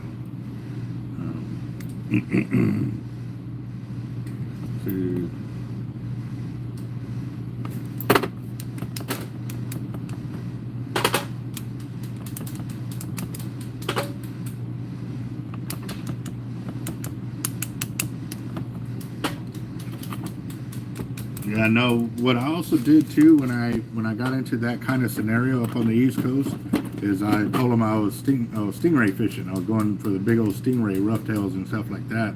And when I told them that, then they would leave me alone, because we did catch a lot of those big stingrays, and several of the big hookups I had. One was like a 3-hour or 4-hour fight out there on a Daiwa 450 with like 40-pound test line. I mean, I think if I had more patience and probably better and mind you, I'm in my prime at this time. I was in the Marine Corps. I had endurance like crazy, but again too, you know, when you're fighting with a long rod like that and not a lot of drag, it does wear you down. So if I would have had an Avet back then, that fight would have been a lot faster, and I'm pretty positive I would have landed it. So.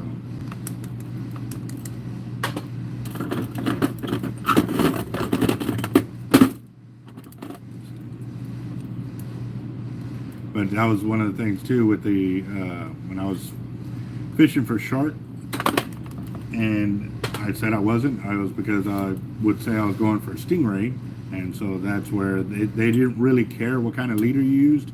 But if you had cable leader on there, they would assume that you were going for shark, and I would basically tell them I was going for stingray.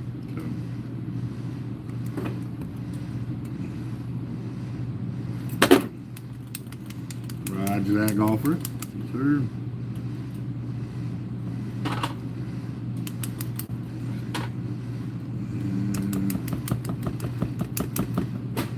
You can't offset hooks for reds. Sure, yeah.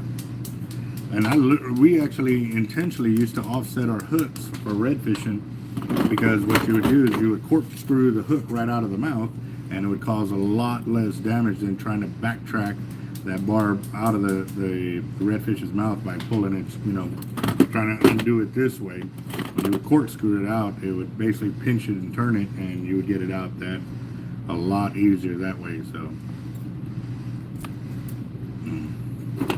but again, too, I was casting out on that, Nate. Those were all cast outs. I wasn't droning out a bait, you know, with a big old with a drone or the kayak at that time. I wasn't into that style of fishing. It was all casting baits.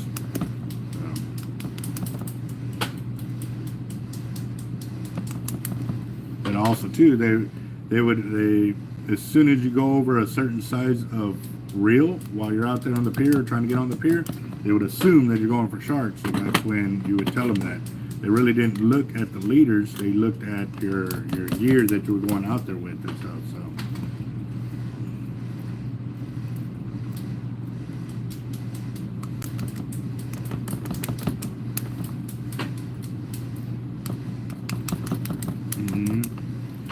what do I think about drones? Well, it does make, you know, shark fishing a lot easier, especially if you're trying to get a small bait out there, because that's what they're hitting on.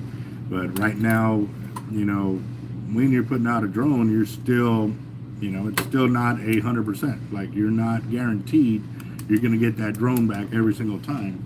And for a lot of the experienced drone guys, you know, they've already lost one or two, and they're still doing it because they see that it's a lot easier for them to get, you know, into fishing faster and safer for them and their crew.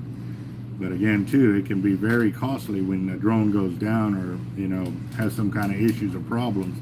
So definitely, before you get into droning, you go practice out in the field where you can recover your drone and not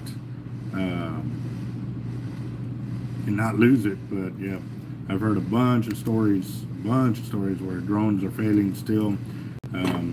Some go inverted and crash right into the water. Others don't make it back to shore. They go an opposite way. Like, and again, too, I'm not blaming the drones. I'm just telling you of what has happened. We cannot sit there and say that it's all the drone's fault. You know, it may have been human error. They didn't do something correctly or whatever. I'm just telling you, if you're going to get into it, go practice. Make sure you got it down right before you start putting it over water, because you may not get it back. Also, too, be prepared that you may not get it back, even after all that practice. You know, you definitely got to keep track of and know that drone as well as you can before you start putting it out there to take out baits and stuff like that. That was something that one of our teammates, you know, he was like, you know, other guys have flown drone at night, so when I was talking about putting baits out, he was like, I don't fly my drone at night. And I was like, okay, cool, you know. And so it was stuff that we had to respect, because it's not our drone. That was not our money invested into it. But we have other guys that will fly it at night. But again, you know, that's them wanting to take it to that level and stuff. So, and again, not faulting, you know, my teammate for doing that. He was making the best decision for him and his gear, because again, too, to lose a drone, especially during a tournament, is very, very costly. You know what I mean? Even without a tournament. But you know, if it takes out your only way to get baits out at that time, then you pretty much enter that tournament for nothing. You know what I mean? So.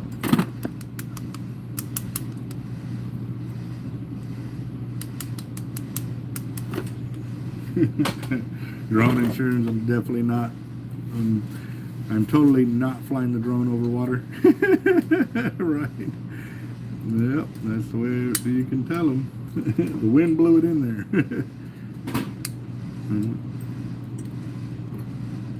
So for those that do have drones, do they ask can you get insurance like that to cover a drone and loss like that?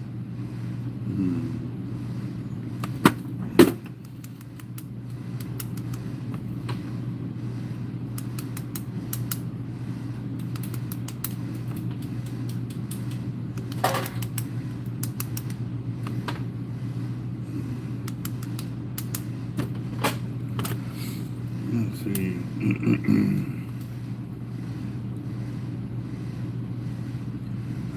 Actually, I don't think they have a... Okay, so if I'm reading yours correctly, it says if you are using a metal leader, legally means you're fishing for shark. So if you have metal in the leader itself, then you're fishing for shark? Like just the hook section or the whole leader? Or if it has any kind of cable in it, is that what they consider that? Because I would have to check to see over here what they consider shark fishing. But I don't know if they have it defined to that level as they do there when you have any kind of coated cable in the leader. So yeah, T for Texas, no, drones are not allowed on the state park or the federal park, Padre Island National Seashore, or the state parks as well. Now, there's still guys that are out there breaking the law and doing it, but there's some serious deals coming down where they're going to be tracked with other drones that are going to be put out by the park to manage the park. That's what they're talking about doing, start using drones to manage the park. So now that would be cool because they can, you know, go out there and basically stay silent on the park, you know, and you pretty much not even know they're there because they can be that far up.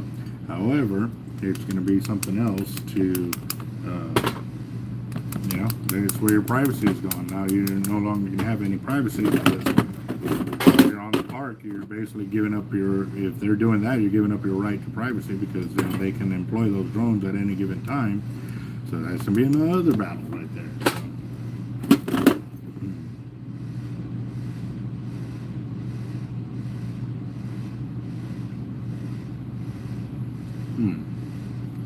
That MK, I'm definitely gonna have to look into that. That was a very, very good question right there. So,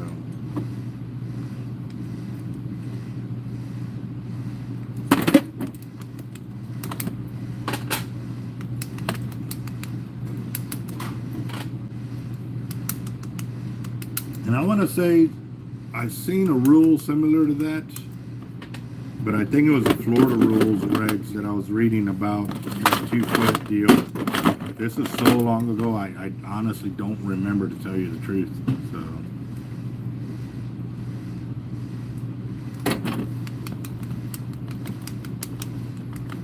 okay, I'm casting from shore 80 to 100 yard cast with fathom to 25 in now with over 400 yards of braid, so maybe now a little more and roughly the same. Okay.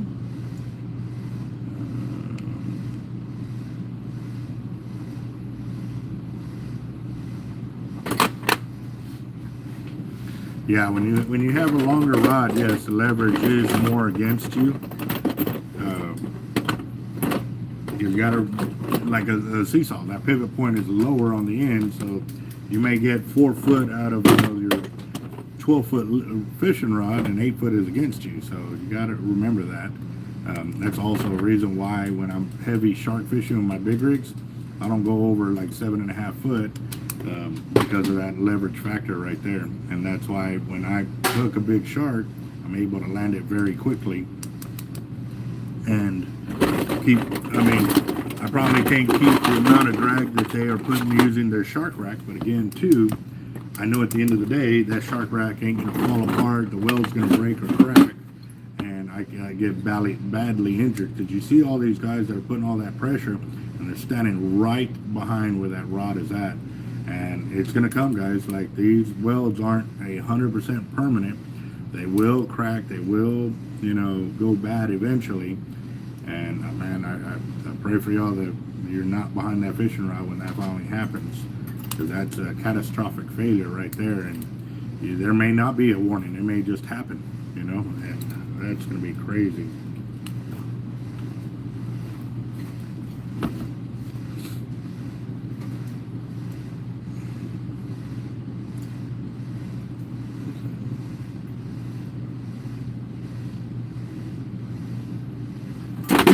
Yep.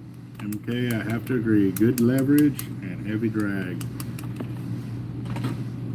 Now, I do have to be honest. I have landed, you know, my 12 footers only pushing about 20,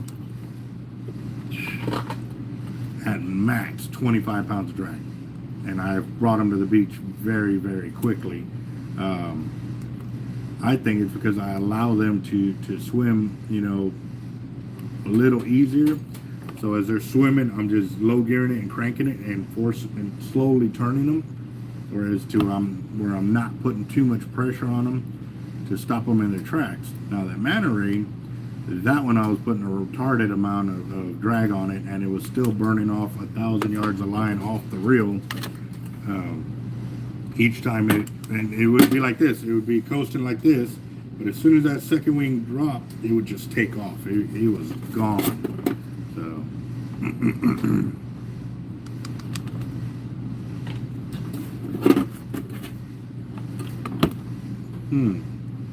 A breakdown shark rack. What do you mean by that? Like where the rod holders lay down and the back handrail lays down, or like it completely disassembles off of that, you know, so you can transport it?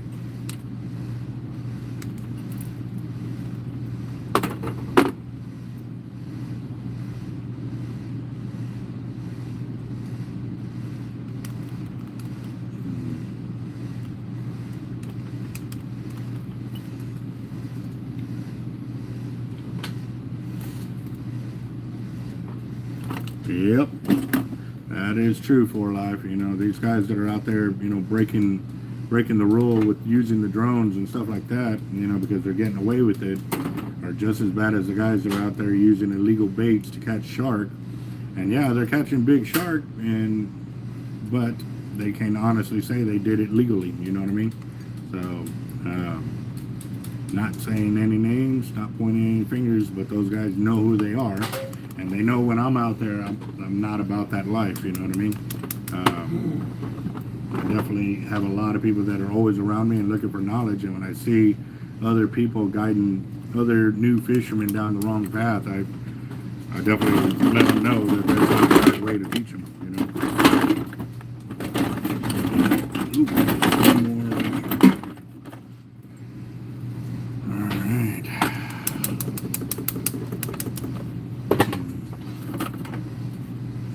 How much more you got over there, boss?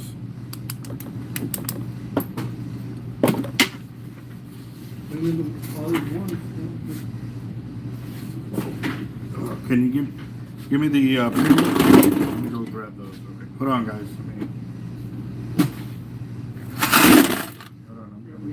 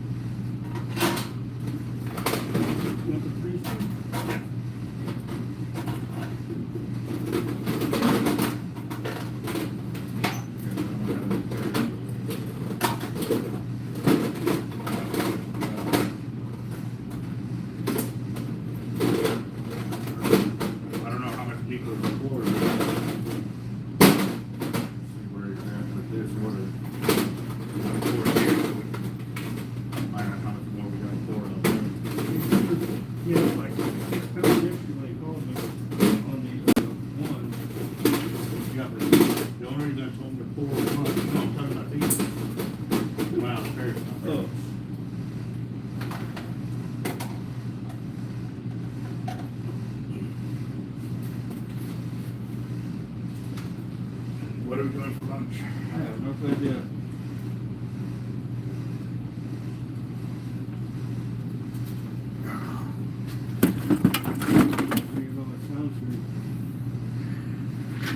I'm kind of in the mood for some fried shrimp. Look at them. Or chicken. What were you thinking? Kind of been wanting fried chicken, but I don't know if we want to put all that stuff Billy told us from churches. Well, that was a while ago too. Oh, okay. You know, but let me call Billy, see if he's got an update on that. So let's see.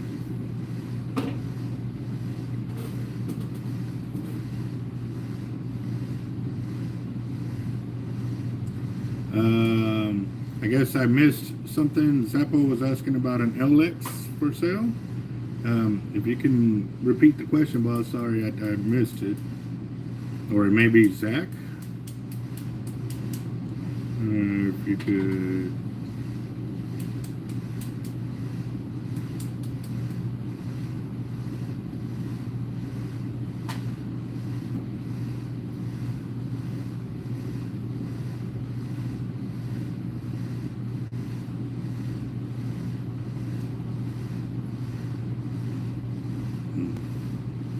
So Nico texted us a while ago, but nobody responded. And I said, well, for me, don't text me, call me, because as y'all tell, I get notifications on here. I don't get any. I turn it all off because if not, it would ding, to ding, to ding. It would drive me nuts. But also, it kills my battery. So, oh, I forgot to call Billy to. Yes, I got LX purple. Black. Let's see.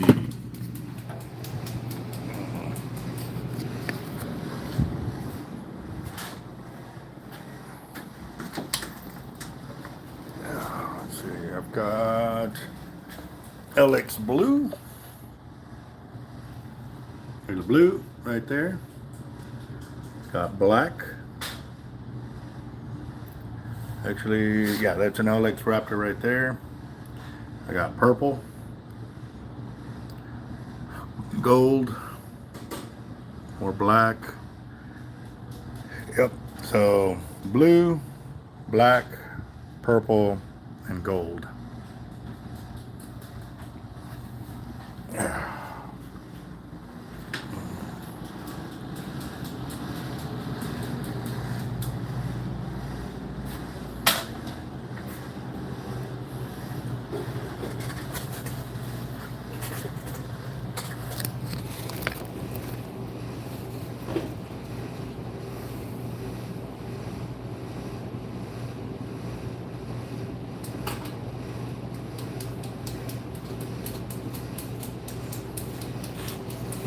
Oh, Zach, I have MXL Raptor 2. Are you asking about the price, color, or? Yeah, no, and here too, even for us, it don't even have to be a protected species. If we're like a redfish, game fish. Game fish are the only thing that you cannot use any part of for bait, even if you retained it, like you filleted up the redfish and it's just the carcass. It's so bad you cannot even put it into a perch trap. Like you don't even put hooks in it. You just use it as attractant to bring in bait fish to catch bait. You can't even do that with any part of the game fish right there. So, and for us, the shark fishing rules are also too, we're not allowed to catch the or keep the protected species. We can catch them all day long and release them. You just can't keep them. So.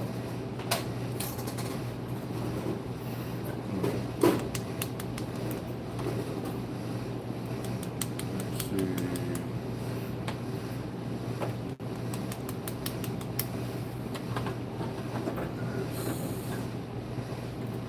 Okay. Saeed, I don't understand. I think that is hello, and if I'm not mistaken, I always hear the emojis when they're greeting and or return greeting kind of deal. Oh, that sucks. But welcome to the channel. I'm working on my weights here. That way you can yeah, that's what I'm working on right here. Got a bunch of lead going on right there.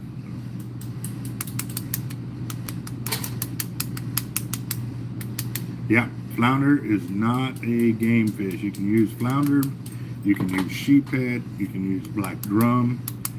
Just because what gets people is the daily bag limits. When you have a daily bag limit, they automatically assume that they are a game fish, and no, it's not that. They actually have to be listed as a game fish, such as shark is a game fish. You cannot use shark for bait.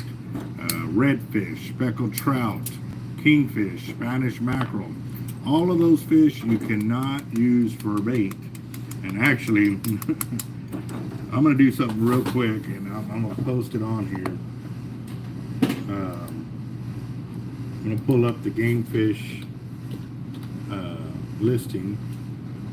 If my computer will work over here.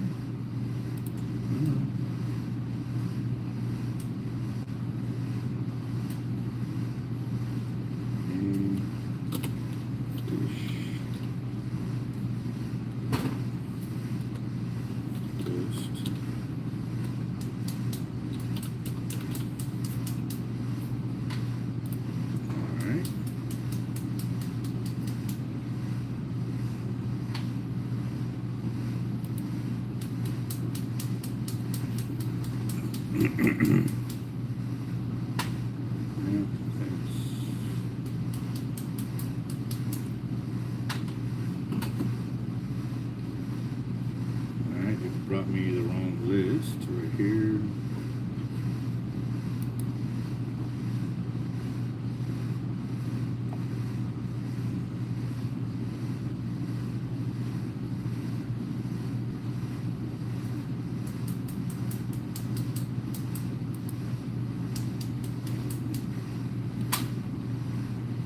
Man, they make it so hard to find it.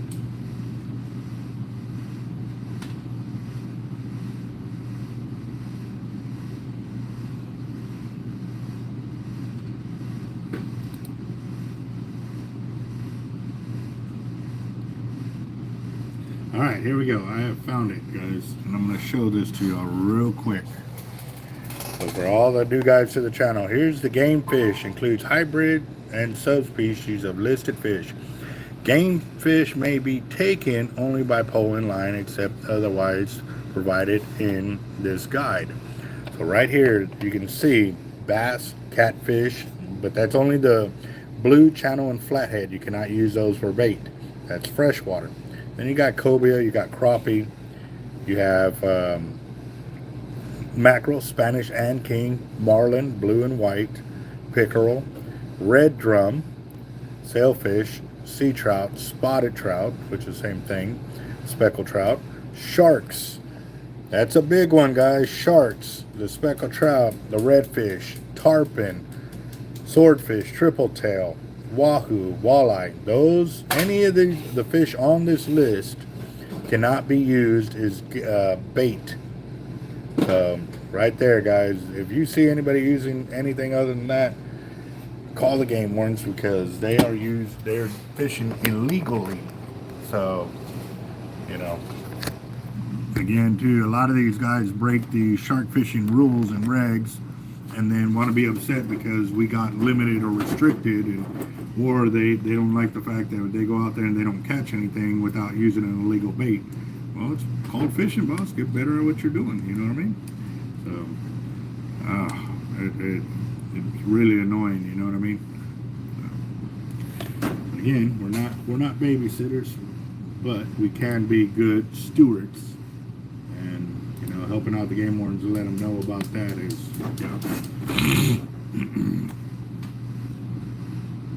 yes, exactly. Note all sharks, not just, exactly. But again, this is here in Texas. It doesn't apply for all the other states. Each state will have their own rules and regulations for what you can and can't use for bait. So just pay close attention to that, guys.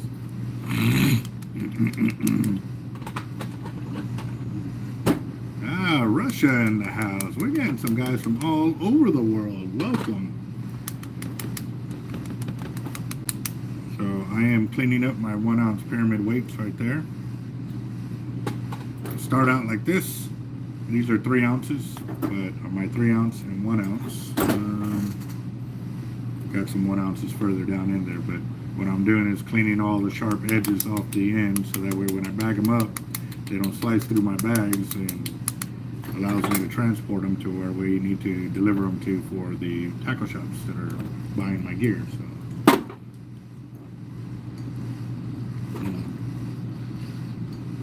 And trust me, MK, about the carcasses, I am so with you on that. Like, you know, I've already retained it. Like, you know what I mean? If I want to use it, the head, you know, or even bagging up all the fillet, you know, the skin, the bones, like the head. I want to put that in the pantyhose, put a hook in it, like I should be able to run it out. But I am not part of the rules and regulations that they have and or who created them.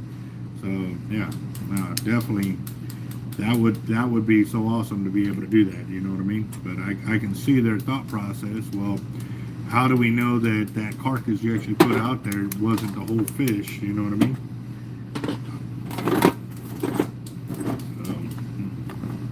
I am breaking apart my weights. These are my pyramids for our fishing. So here's a pyramid 3 ounce. We pour them, and now I'm going to clean them off so that way I can take them to a store and sell them. So we manufacture fishing gear, and that's how it's made. Well, they finished the final steps of how it's made, not how it's poured and all of that. I've got videos on my channel for the 100K.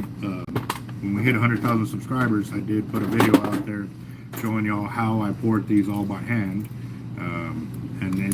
I don't do it all the time, but this is how I did it. But it goes to show you that, you know, I actually know what it's like to be out there pouring the product, not just, you know, telling my guys to do it. I started this all myself, and then with their help, we continue to grow.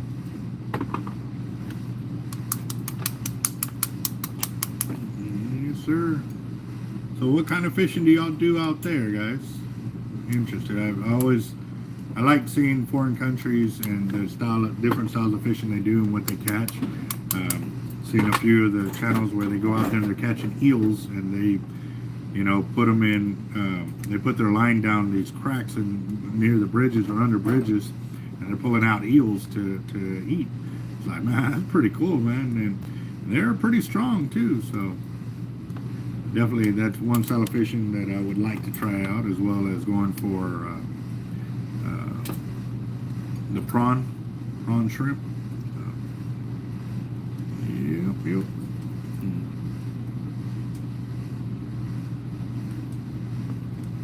Wow.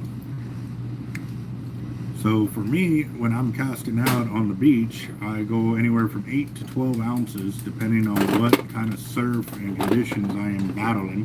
But I will be brutally honest with y'all guys, when I'm out there, I don't want to have to use a surf weight.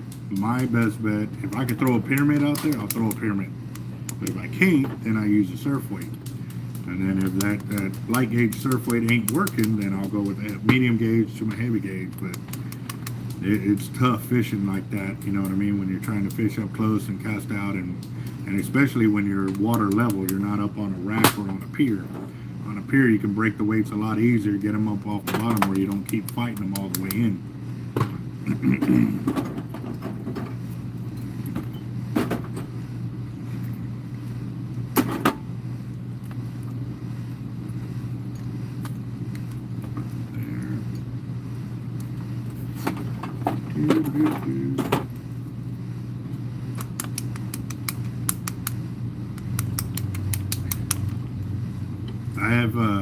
I've eaten eel here at the local shop where we get our sushi from and stuff like that. Obviously, it's cooked. Yeah, it's all right. It's all right. So we've caught eel here as well. Sand eels is mainly the one eel that I do run into over here. I have caught a small moray eel before. I think I've caught two of them.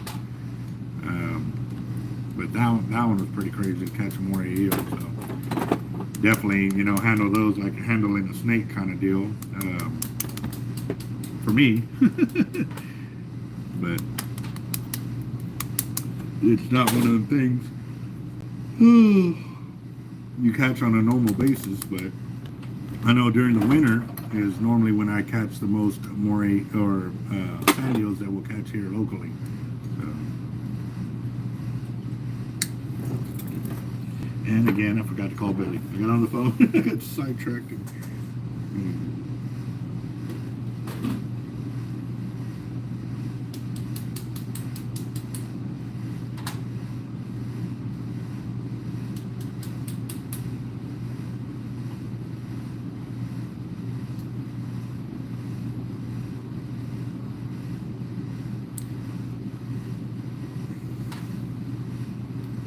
Let's see. Where is Billy?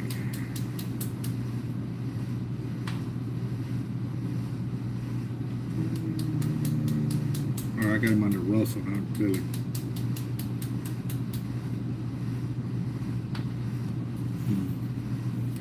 Like I said, kind of no roll on the Ohio River, Louisiana, Kentucky, Flathead Blues. What are you doing, man? Oh, okay. Hey, so any updates on getting food from churches?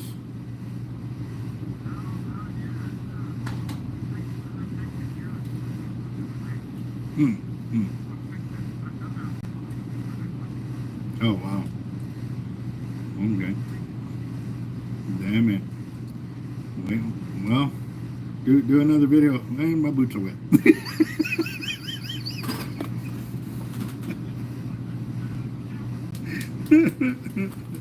Alright, boss. So you stay safe playing with that electricity up there, too.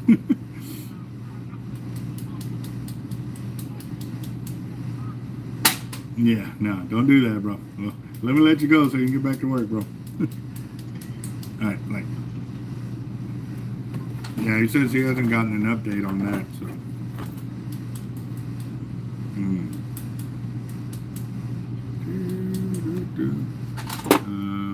They got, I don't know, it's just like Popeyes, right?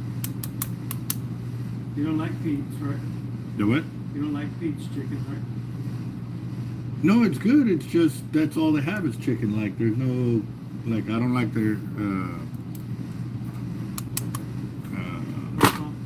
yeah, the coleslaw, the mashed potatoes. I like the gravy, the green gravy. I guess is what it's called. But that's it. It's all it is just chicken. You know. Then they forgot what Hertz chicken right here, or Chicken Go, whatever it is, right there by AT&T.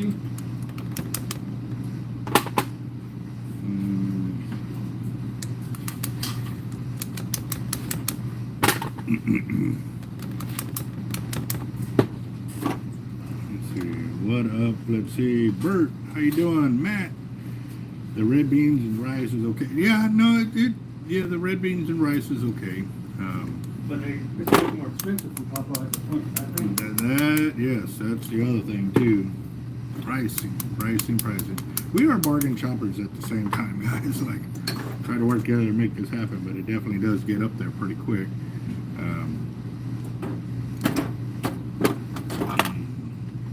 Kingfish Restaurants. Which one's that one?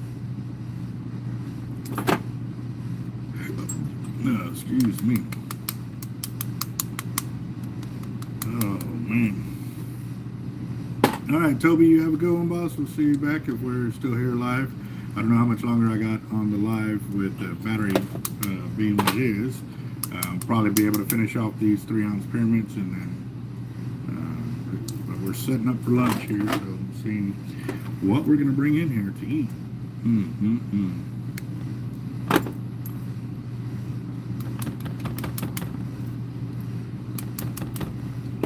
Yeah, we don't have a Kroger's over here, boss. Now, I do have to say, Popeyes, I do like their chicken. Not love, I like their chicken. Probably one of my favorite chickens, though, was from up north on the East Coast. Y'all said the name the other day, and they do barbecue as well, but they also do fried chicken. What was that restaurant? I can't think of the name right now.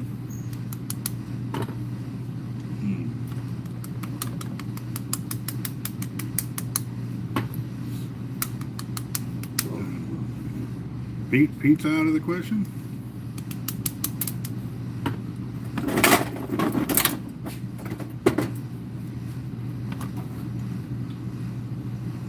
I would say. See, I would got say. me on that chicken thing now. Oh, yeah. You know what I'm saying? Yeah. You got my- I put my mind on that one. Yeah. But now let's want to try the churches. Yeah, let's just do church. Let's check it out. We'll find out. Bojangles, yes, Bojangles, man, they got some awesome fried chicken. Yeah, good. You want me to go to Dallas real quick? I mean, I'll be back tomorrow. Right, you're off the clock, like. Roger that, yes, sir.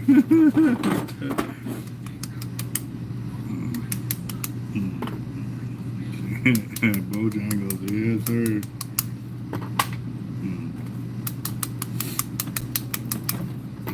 Let's see. All right, guys. So there's.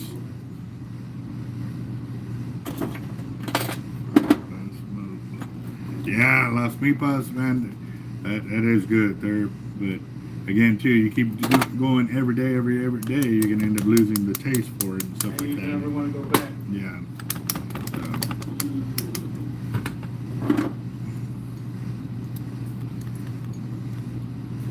All I got is 21. Right. I think I got like $8 on me.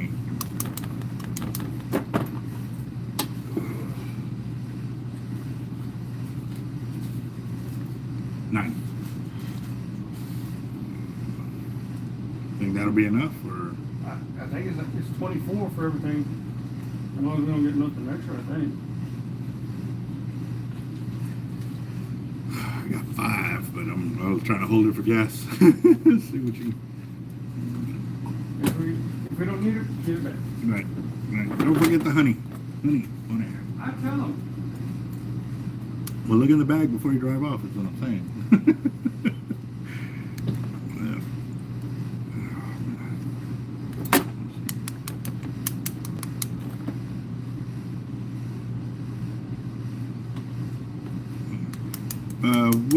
Why are you selling the cups, Real Living? I see you said a deductible, but what's the deductible for?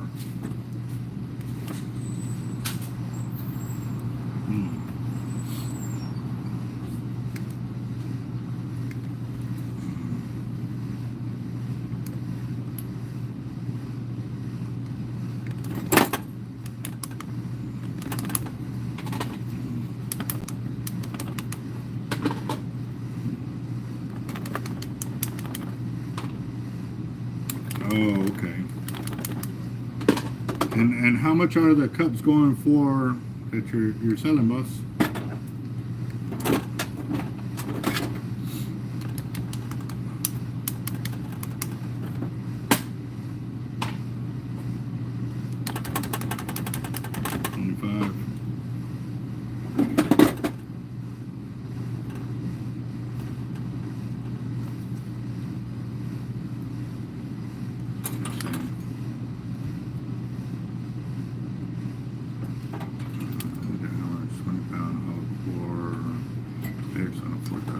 I want to say I've done a video with that size of line. I want to say it's on the channel, Zach. Real Living.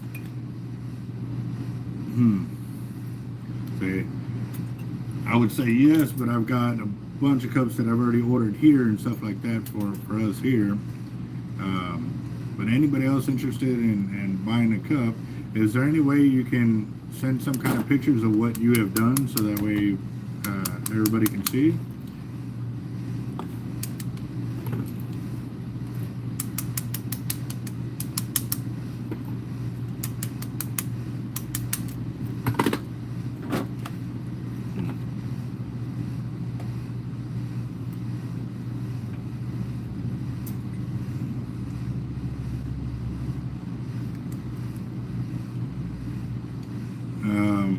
Can you share a link?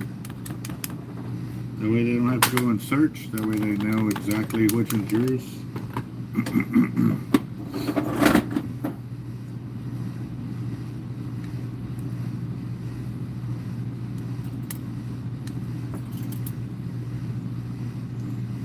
Oh Almost done with my bucket here.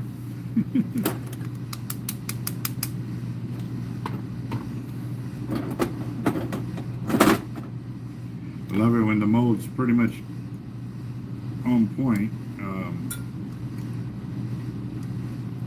That we don't have to clean up anything other than just cut it. But I'm gonna take it one step at a time for sure.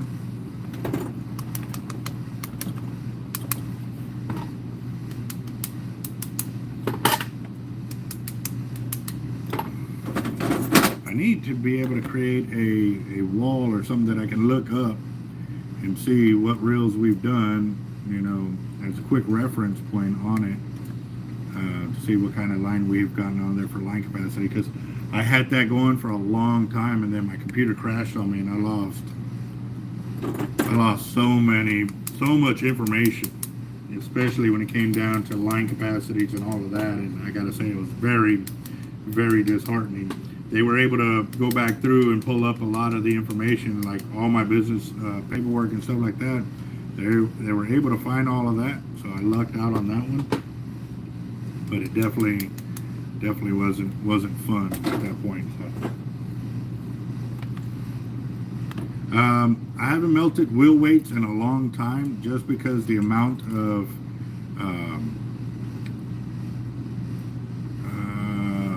smoke and debris that it kicks up when you melt it down. It's very, very, very nasty when you melt down the wheel weights and stuff like that. So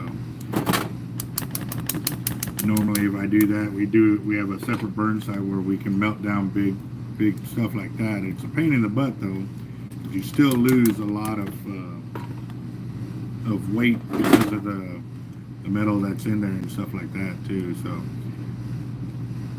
I think out of like 100 pounds, you lose about 10 pounds of weight because it was the metal brackets in there, and or more if you have the plastic weights in there or the metal weights that they're now coming out with. Like the lead ones were getting harder and harder to come by there for a minute, so I haven't gotten from the tire shops like I used to years ago. I haven't done that in years, so I don't know.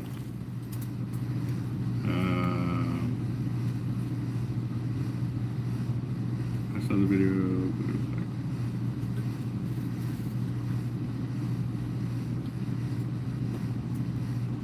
So, okay, so if you saw that video, there was another one that we did when I did the braid by itself, like 20 pound all the way through, and then I stripped it down, and then I did 30 pound, and then 40 and 50. But also too, the 20 pound was done after the 40 and 65 and all of that were done, because the 20 was one of the last ones to come out with, besides the 30 pound as well. 30 pound came out after the 20 pound. So maybe something else to also look at when you're looking at the videos. They're not in order because at that time the 20 pound was not available or wasn't a product that was on the market at that time. So.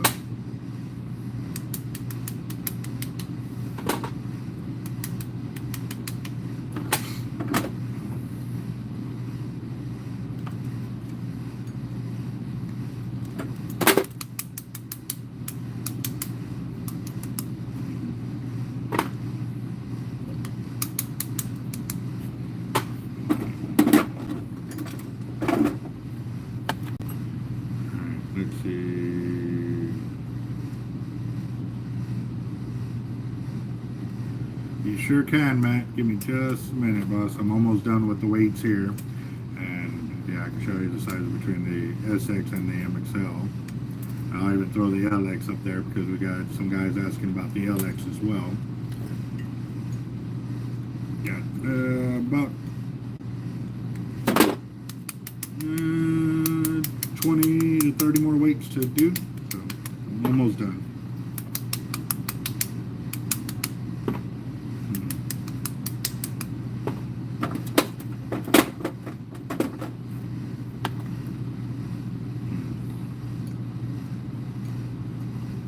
Yeah, we would get the lead from plumbers as well when they would do the linings of the bathtubs. We've also gotten linings from the X-ray rooms and stuff like that. The roofers as well. We've got the roof caps and stuff too.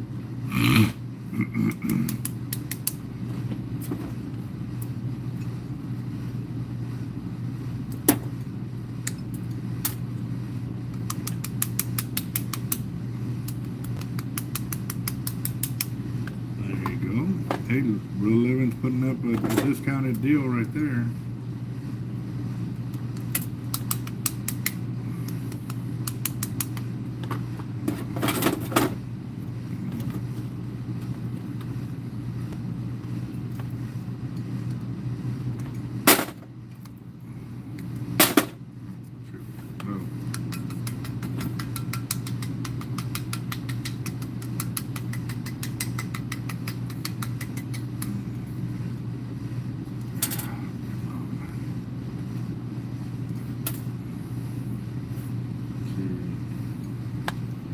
Yeah, no, you're right on that, Lee. Free lead is the best.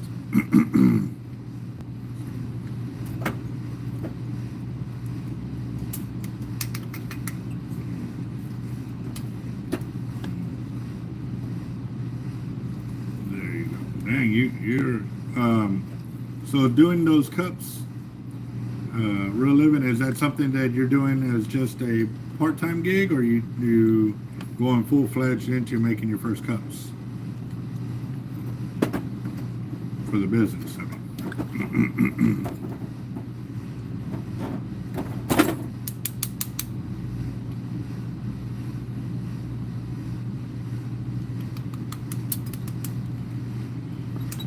There you go.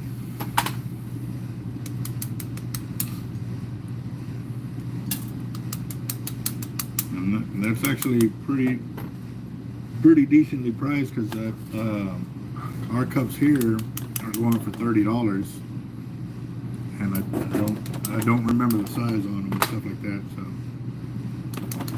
but it is a little different when you have a retail shop and working out of the house. It can go a bit cheaper on there.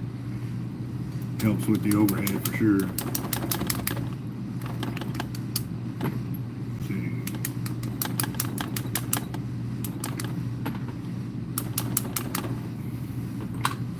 There was a couple of times that I would score some good deals with buying lead and or giving lead.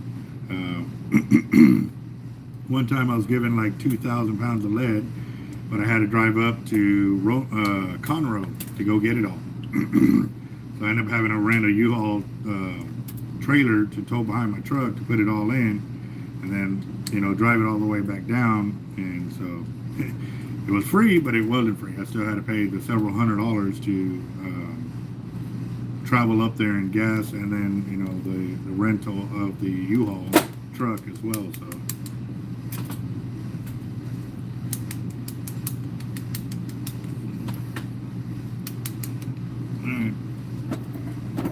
I'll check it out here in a bit, Real Living. I'm just trying to get through this, trying to get it off my counter here, because we're trying to get these orders out. We still got to get 100 pounds of the 1 ounce pairs poured, and he didn't get to those till late afternoon after pouring out the rest of this. But I know my allergies are really starting to act up right about now.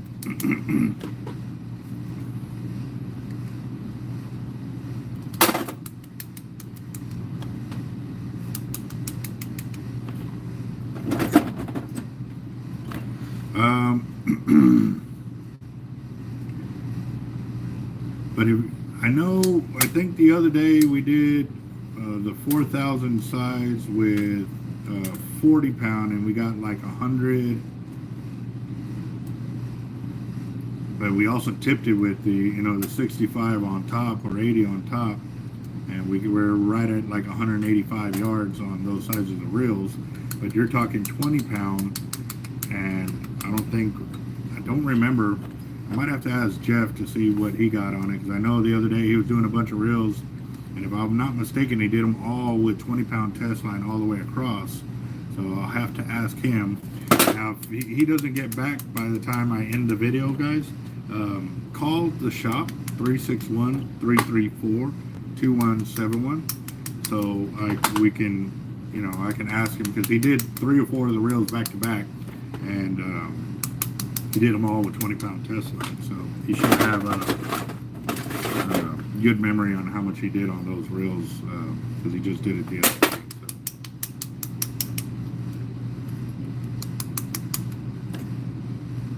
Dang it. I can remember when I used to throw down that many whoppers. I can. It's been since like 02 time frame was the last time I threw down that many whoppers. They used to have what was it, 3 whopper meals, $5 a piece or something like that. 2 whoppers. No, 2 whoppers. 2 double whoppers for $5. It was some sale. And I remember eating like multiple whoppers plus the fries on it. So.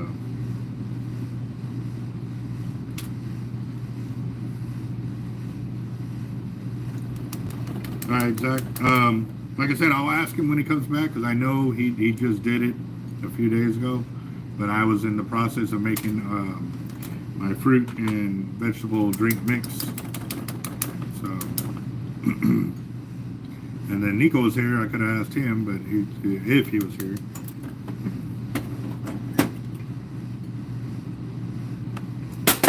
Yep, I'm telling you, Patrick, this was back in like 02 time frame, 01 time frame when I was doing those.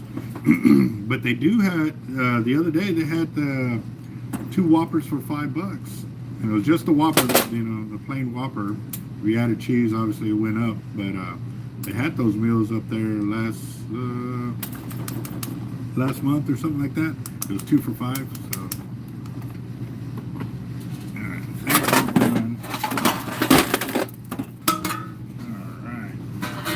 Alright, that's all the broken weight right there, guys.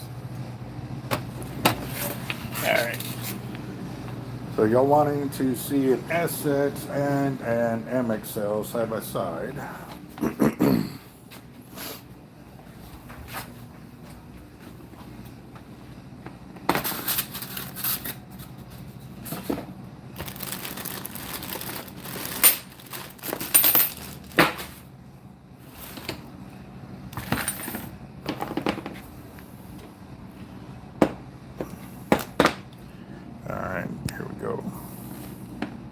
Alright, so there's your SX, here's your MXL, and then the LX, small, medium, and large.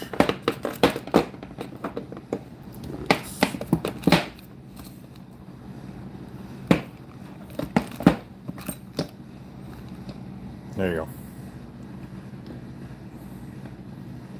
SX Raptor, MXL Raptor, LX Raptor.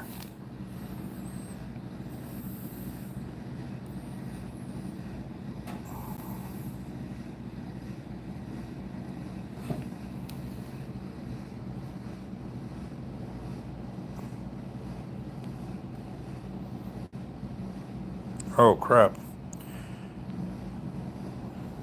Well guys, John just gave me some bad news, so I'm going to end the video. I want to check with John, make sure everything's alright. But I will talk to y'all later because I also got to use the restroom. But if you have any more questions about the reels, please call the shop 361-334-2171 and let us know. But keep Heather in our prayers. So make sure everything's good, as well as Capt.Eric. Alright guys, y'all have a good one.